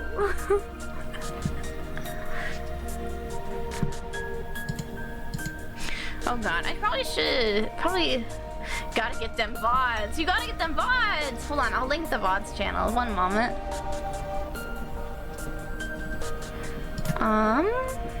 Bop. Beep boop bop. And bop.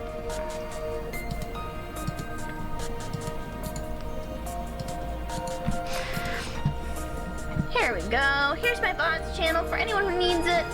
Anyone who would like it. I don't have too much. I haven't uploaded the last Umineko stream, but it should be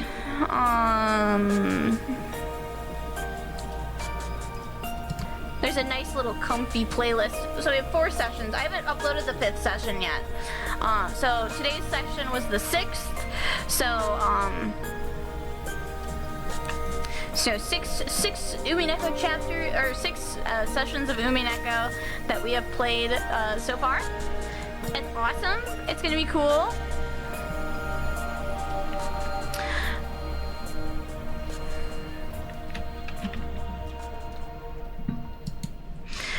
I guess maybe I should raid Lolly while on her subathon.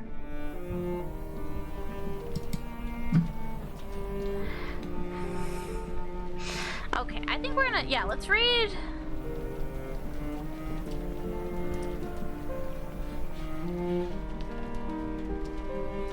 Yeah, let's read Lolly. But I will see you guys, I'm not sure if I'm gonna stream tomorrow. It's kind of up in the air. My week's been very hectic and I'm trying to get a lot of work done this week. So if I don't stream tomorrow, I was thinking of maybe doing a co-working stream on Saturday so I can get a bunch of work done and stay focused. But other than that, I will see you guys, if not for sure, on Sunday. I'm going scheduleless this week just because my week is very hectic and I can't really guarantee that I'll be free for streams this week just because my life is falling apart slightly. But like, not in like a bad way, it's fine, it's all fine. But like, it feels like it's you know, when you're like, this is the end of the world. And it's just like a minor inconvenience. That's kind of my whole week. So I'll be over it in like 3 days, but until 3 days pass, I will be, well, I don't know, wallowing, I guess. What is it when people do, what is it that people do when they're upset? Wallow? Suffer? Shout at the heavens, perhaps? Maybe I'll do some shouting. It's been, oh my gosh, it's been so nice out this weekend, and it's gonna be rainy this weekend. I'm so excited about it. Apparently it's supposed to be raining. Let me check. Oh my gosh, I'm so excited for, it's been nice and like cool and windy and sunny. I'm like, that's my favorite kind of weather. Ooh, but I'm gonna stop. I'm gonna stop. I will keep yapping forever. Oh, thank you for the hydrate, Hazel. Thank you so much.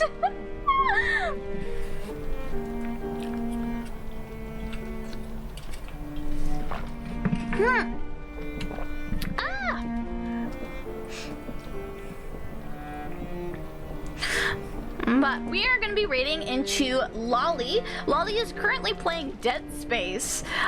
Bit of a scary game, but we're all big here. We're all strong. We all seen some we've all played a little bit of Umineko Naku Koro and witnessed the atrocities. So I think horror game, not too far off, honestly. Life is a horror if you really think about it.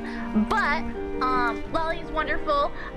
She's a very cute cloud bunny, and she just debuted her live 2D, so I'm going to set this up. Here is our raid message. It's time for some choo-choo time. Everybody give a very kind and warm choo-choo to Lolly when we head over. We're gonna be having some fun and doing some cute stuff. But be nice, be kind, and be respectful in Lolly's chat. And I will see you guys on Saturday probably. I was thinking about doing some kind of art stream, if either a co-working stream or just like kind of a general like laid back like Totsu stream, and just inviting friends on to chat and hang out while I do work. So, I will see you guys on either Saturday or Sunday. Sunday we might be playing Stardew. We'll see. But I'm gonna pop this on. And I will see you guys next time. Alrighty, let's wrap this up. Once again, I'm Siri, we're local conductor of the Gehenna Express, your #1 afterlife travel service, and I will see you guys on this flip side. Bye-bye, the Hazel, goodbye, Fable, goodbye, everybody. See you later.